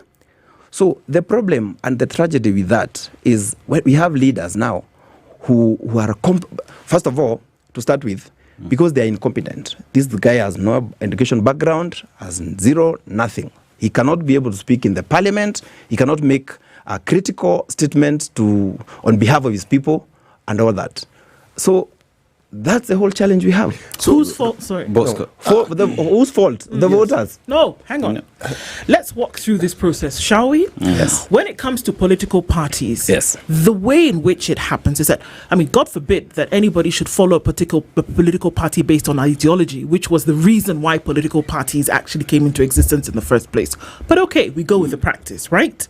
We go through a process called nominations, and at the political party level, an individual is nominated and they become, for that position, the party individual that will go up in the ballot. Yes? No. They go through party nominations. The party selects. That's the person that is presented. That process that you speak about, whether they bribed the party leader, whether they went and did whatever for them to be on the ballot, or for them to be the one who's nominated, has nothing to do with the voter. It has everything. No. When that person is placed for nomination, where is the voter in that process? Okay. From the party. Proceed. I'll show you where the voters are from the political party process. When that person who is up for nomination is brought forward, did anybody vote, or did the political party make the decision? The political party made the decision. Exactly. Yes. Now, you have political parties across the country who present their individuals for nomination. According to them, that is the best. We have looked, we have sifted, we have shaken everything, and this is the person that we have brought before you. Yes. Was I involved in that process as a voter? No. Exactly. So now you presented this person to me. Now whether they are competent or not, I, the voter, have to make a decision based on who you've brought to me. Yes. Now, whether you brought to me the guy who has only two things in his head, or whether you brought to me the person who's actually gone through the process of education, I am not the wiser. Or a drug baron or a criminal. Whomever. But you as the political party, have done a great injustice because you have brought me somebody based on the decisions that you guys have made in your covens. Which is a systemic failure even from the very beginning. So what are you? It's like a buffet. You tell me that the buffet is going to offer the very best, and then I see two strings of some tired letters somewhere and some sukuma wiki that has been there for days. I have to make a decision between the tired letters and the 3-day-old sukuma wiki, and you're telling me that it's my fault. Yes. What have you given me in terms of an option? It is your vote this way. If a political party has brought a criminal, why not vote a good candidate who is an independent candidate? What if both of them are criminals? No. We can't have like 7 people. All of them are bad. So you take the one who you think So is you're best. saying you take the best of the options that you've been given? The best of the worst, so to speak. That's what we've reduced ourselves to, isn't it? That's how it should be. And we should look at these challenges to come even to the political parties. For you to be in the you have just said that the party leader will just give. I was saying the party leader was just what you have talked about, the nominations and all that may never happen, because I'm a fair and a just and accountable leader in that political party. But just because the party leader, he gives you the certificates, and I lose it, and I was supposed to get it by merit, I lose it, and these people, they wanted me to elect me. Okay? So they have lost the chance of the leader they wanted to elect. That's how political parties affect. Bosco, are you our suggesting that leadership. political parties are democracies? Pardon? Are you suggesting that that political parties are democracies, or that they should practice democracy? Democracy is wide. So the thing is, political parties should be grow and should be a good and the best avenue to protect the electorates from bad leaders, from bad leadership. How? Let there be fair and free nominations. Okay? Of which it never happens. That's a democratic process. That's a democratic very process. Good. Now we are coming there. So it's a democratic process. But if you go, even if you go to the nominations with the free and fair, with what is called free and fair, which is never sometimes there. So we elect out of the 3 candidates who are there, the people will be bribed and they will elect, because the guy who has the money has a lot of loot. Because what happens in politics, you as city is very unlikely to use your hard-earned money to bribe people. Bosco, even as we go to the break, it is unfair for you to blame the citizenry, because the same breath, we understand how our political processes go through. If you fail, you can go as an independent candidate. Correct. And we've seen the very same citizens saying no to the political parties and electing an independent individual to go represent them. But that conversation after the break. Let's do it after the break. We're talking this morning with Bosco Mutegi Kiuria, and we are asking the question, on the road to 2027, are we looking towards competence or are we looking towards something else? We'll come back and we continue that conversation. It's 25 minutes to 10. It's Kenya's biggest conversation. We'll take a look at weather and traffic. We'll be back on the other side of this. Situation Room. The only way to start your day. In this country, 6 families and 8,000 Kenyans control 90% of the GDP. We are not a country. We are a plantation. We work for Ruto.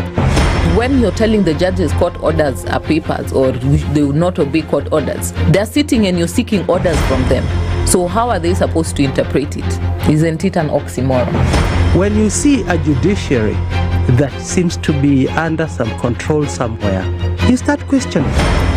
We have very powerful governors, but they don't use their offices to serve the people. If you are not shameful to do what you are doing, why should we protect you? I'm human. Everybody's human. So when you're told, kuja tuongee, I mean, you'd be a fool to say, staki kuongea today. Conversations have to be had, you know?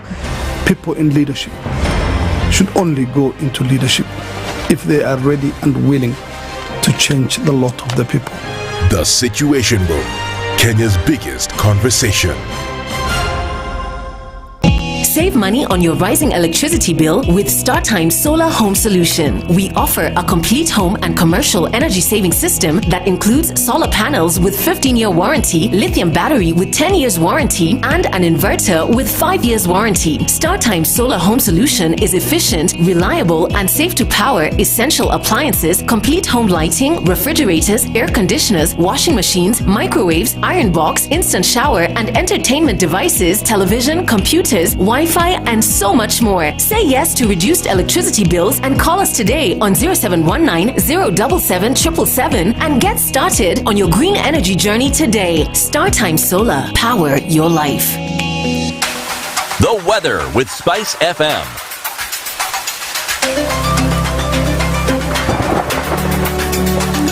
Sunny conditions at 19 into Nairobi. We'll see highs at 26 and it's 18 and sunny in Nakuru with sunny conditions at 19 in Nyeri. Eldoret at 18 is sunny, while Mombasa at 28 is sunny, and we're looking into sunny conditions at 30 in Malindi. 23 and sunny into Kisumu with sunny conditions at 23 in Kakamega. 24 and cloudy into Kampala, while Dar es Salaam is sunny at 27. 15 and sunny into Johannesburg with sunny and sunny conditions at 30 in Mogadishu. Addis Ababa is sunny at 20 with Lagos. Raining now heavily at 28, and it's mostly cloudy at 25 in Kinshasa. 29 and sunny into Beijing, while it's 7 degrees and sunny in Paris. London is 8 and sunny, while New York is clear at 7. Mature, intelligent talk every morning. Traffic.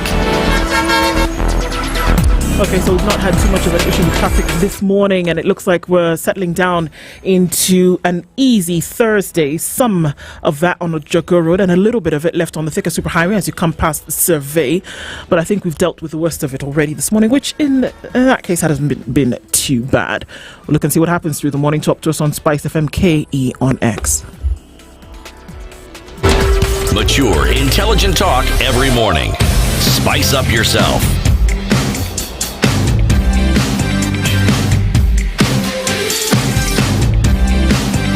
Mornings done right. 94.4 Spice FM, Nairobi. Bosco Mutegi Kuria is our guest this hour, and we are looking into politics versus competency and the road to 2027. Are we actually electing the right leaders? I mean, for a lot of people, for all intents and purposes, it's as though we are not. And the question is, how do we? Dennis, before we went to the break, you had a question. Yes, and even as we were talking in terms of the opportunity to elect independent leaders, that is there in the Constitution. But I just want to go back to what the papers say today in terms of, is it politics or are we having competent people in these offices? If you look at this paper, Ruku, when serving as MP in Mbeere, initiated 2 controversial amendments in Parliament that unsettled many citizens. He is remembered for his controversial proposals in the amendment of Anti-Corruption and Economic Crimes Act and formulating anti-demonstration law that would have forced organizers of protests to pay for damages caused by protesters. Number 2, Ruku wanted to alter the tendering process, deleting 2 key corruption offences that protect public funds from embezzlement and to enforce accountability among public officials handling public resources. This is in the public domain. The exercise that happened in this house, were they playing politics or giving competency a chance to serve? I agree with you that in this world we live in, we need to agree that there are no angels. Angels live in heaven. Here are only human beings who have errors, who make mistakes. So when we critique this, when we say the good of Dennis, we can also look at the bad of Dennis. So it's also fair. It's only fair that way. So there's those bills you have talked about, Honorable Okoh. I have nothing I can say about that because he made them and all that. But you are the same person who said the first part of the show, yes, that we should put people in offices based on their track record. Yes. This right here, yes, is Ruku's track record. Good. And it is a track record that goes to point of an individual who wanted to curtail some rights from Kenyans. Yes. Right? Yes. So as we talk about him taking the position of public service, this is public service, yes, that is going to ensure that each and every single public servant gets their right. Yes. Having done this, yes, are we giving credence to competency or were we playing politics? That's why I said Okoh is not an angel. He explained his context on why he did those things in Parliament, and for me, I would leave that at that. What I've said, what I wanted to say is the challenge with our politics, and I would like to dwell more on a way forward on how to help the electorate. Before you say that I'm unfair and all that, what we need right now is serious civic education. Because when we have voters apathy from the youth, and they're the ones who are complaining, it is unfair to them, they are being unfair to themselves, and it will not help them because when they start complaining that they are unemployed and all that, then when it comes to voting, they don't vote. It is a challenge. I'm calling to each and every youth who thinks that things are not right to participate in the change, and they can participate in 2 ways. One, they can even vie to be members of Parliament, MCAs and all that, to participate in the change in the leadership. 2, they should focus and take advantage of their social media. They are very good in social media to whip all the people in the society to remove bad leadership. Okay? So this is the best way people should think about making changes. But what is important and very critical at this moment is to have a civic education. When we have a population that has given up, that this will never change, that will never change, they need to be educated and know on the day of election, don't open your business because you say, why am I going to vote anyway? And things will not change. They need to know if you do, good citizens put in bad leaders. When you don't vote, go vote to put your voice and say, my voice is, I don't want this leader, I want the other leader. You have given that leader the other vote. That's the automatic. That's automatically what you're saying. So we need civic education to educate people to know that it is their right to change a leadership through the vote, and they can only do it not through telling people, you know me, I don't like that leader. You have to cast that vote. Let me ask you something, Bosco. Yes. Are you suggesting in any way that the electorate do not know who they are voting in when they vote? I've not said that. I've said voter apathy. It was there in the last election, 2022, 65%. Okay, let me ask another question. Yes, please. Are you saying that when people don't vote, they do not know why they're not voting? No, they know why they're not voting. Yes. They know that they don't want to go and vote because they don't like that leader. Or, to give you another example, someone goes to the voting booth. Sit here. You cancel. You have voted for that person. People, a lot of electorate sometimes do that. So we are not saying Kenyans are fools.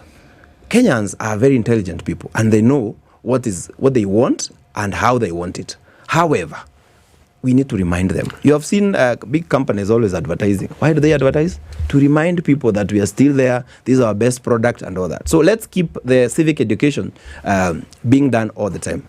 The other issue that's very critical that affects the voters. Right now we are having IEBC recruitment for IEBC commissioners and chairman and all that. And this is the right time for people to put petitions together and say, Dennis, talking now about the track record, Dennis has an issue here, please consider this issue as you deliver the judgment on whether he's a suitable candidate or not. This is the right time to correct that mess. What mess exactly? Of the competence. Of whom? Of whom? Of the IEBC commissioners. There are no IEBC commissioners in place. Currently, there's vetting that's going on. What I'm saying is this.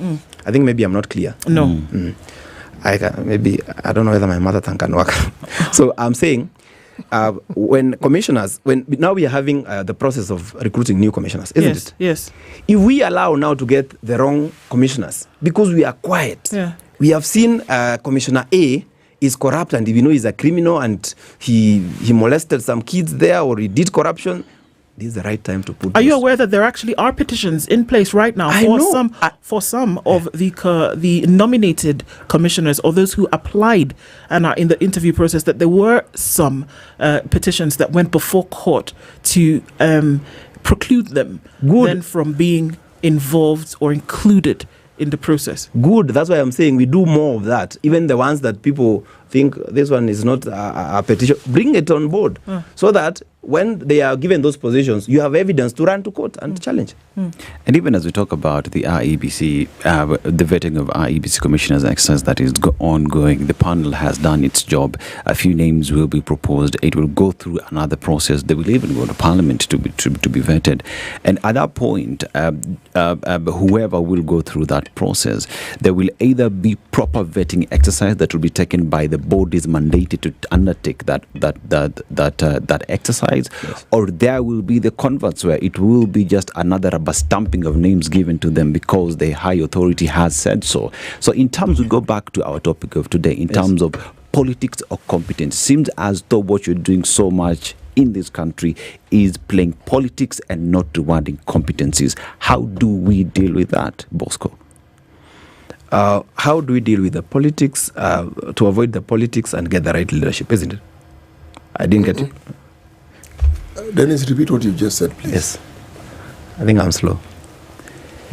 The ongoing exercise of the IEBC is going through a specific exercise, that is vetting, that will even go to Parliament. Correct. There is a feeling that there is a rubber stamping of what authorities want in this country. We are playing politics and not rewarding competency.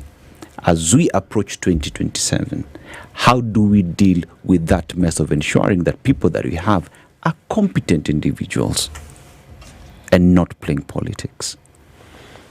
Well, now the challenge is you have very well explained the process and where the names will go from there, the Parliament approval. It boils back to what we were saying before, which is our members of parliament. Because if we get this nice, very good list of people, but then there is only one person who has integrity issues, but it is the one that the politicians want, we end up getting in the same mess. So, it may happen this time. But my point was, if you know you have an issue with a certain person and you don't want them to go through the line, bring those things on board so that by any event, in case they get nominated or get these positions, you have evidence which you had already put as material evidence to the panel that you can rush to court with and salvage the situation. So this is the problem that we see. Yes. That the things that you're talking about in terms of bringing out these issues were actually done, and that's the conundrum in which we find ourselves in. Members of Parliament, let's just use this vetting process as an example. Members of Parliament across board complained about certain issues.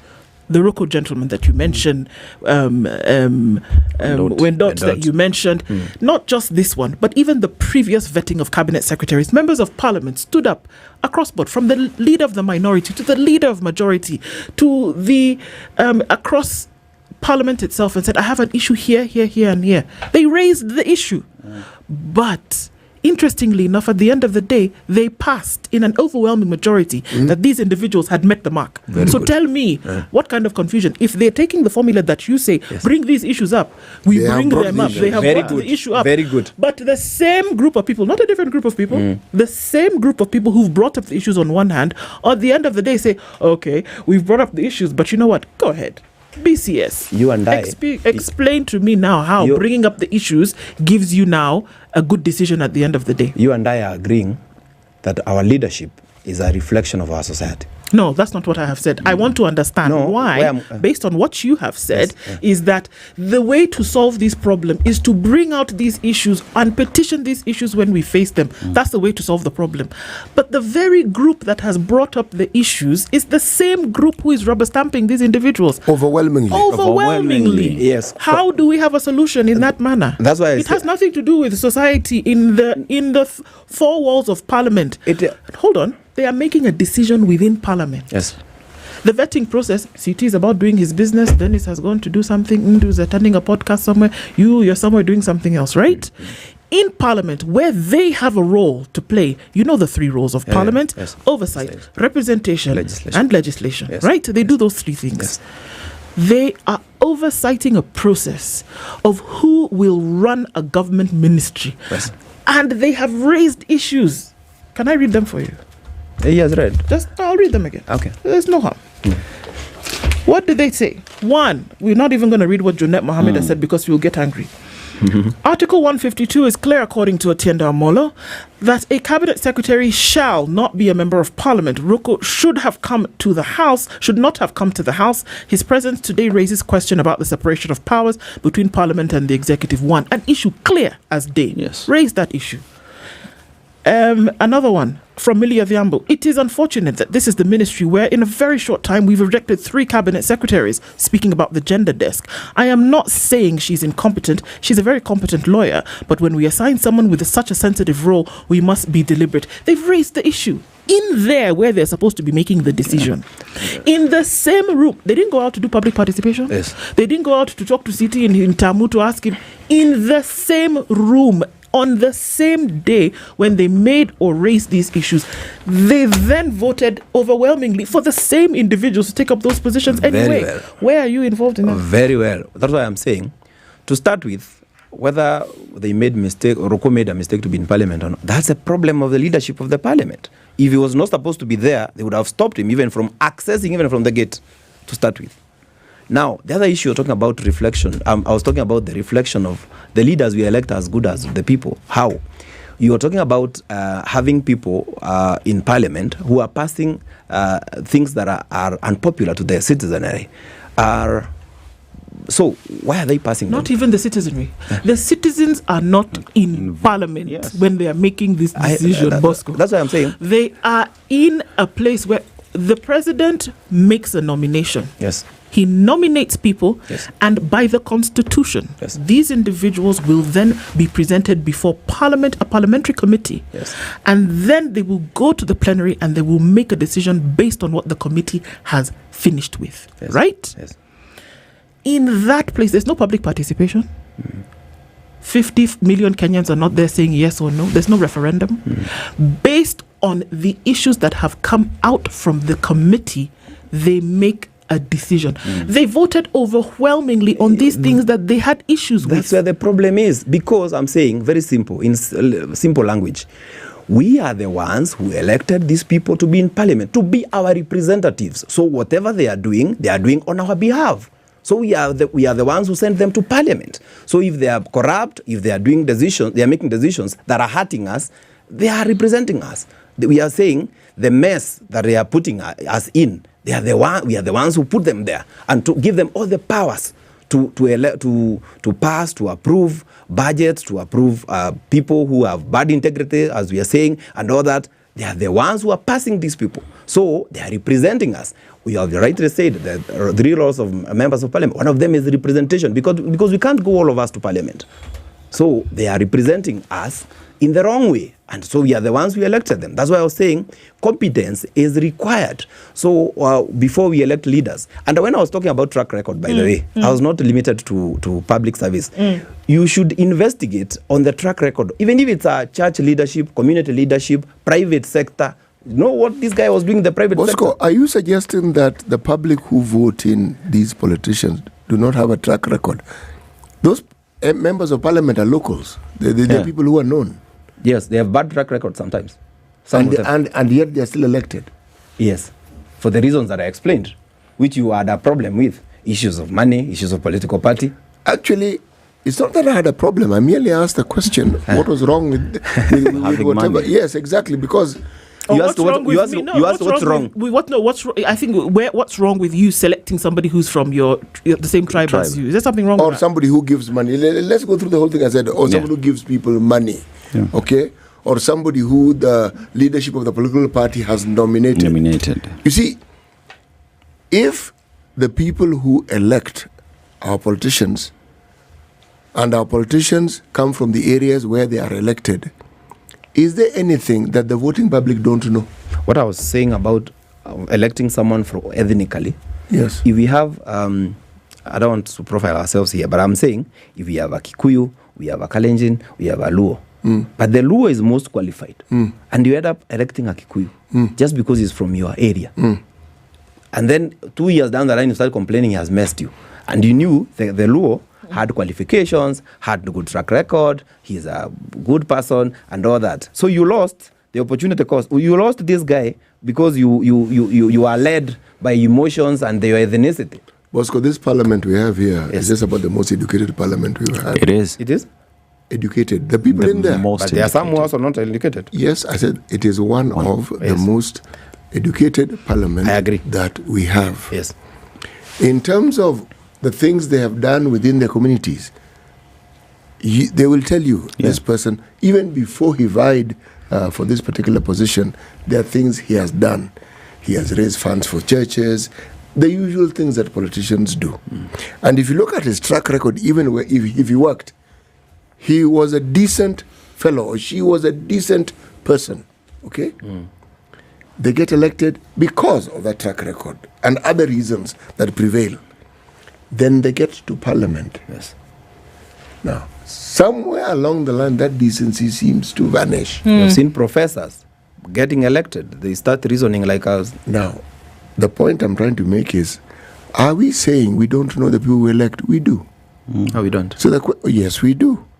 So the question I'm asking is, why then do we elect them? Are we happy with the processes that we use in electing? Because if we are unhappy, then we would have changed. But since we haven't changed, then you cannot say that we are unhappy. Anyway, let me tell you, I think where the African society politics problems are. Yes.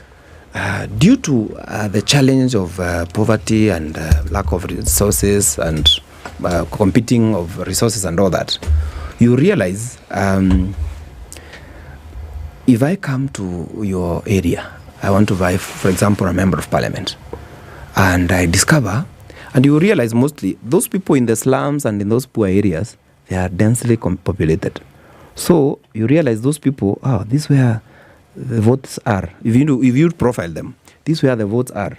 And they tell them, Cuban, I give you unga every day and I give you money. So, first of all, this person is compromised. Before he's making a decision, I've been doing wash. I've been doing crazy things to earn this money. Okay? That's why I said there's a CS who had said we will find criminals in the parliament because of the challenges that society have. People are poor. Someone who is poor, who doesn't have food, if you give him food, he will like you. It's like a dog. If you give a dog food every day, loyalty will go to you. So that's what happens. That's the challenges we have as a society. Definitely things to take into consideration, isn't it? Yes. Bosco, Mutegi Kura, thank you so much for being here this morning and for sharing your insights with us.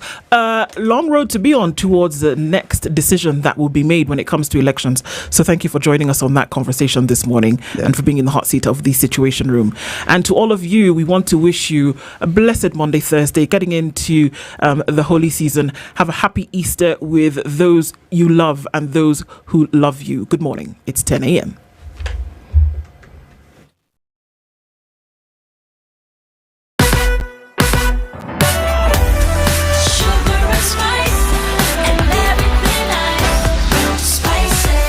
Spice up your life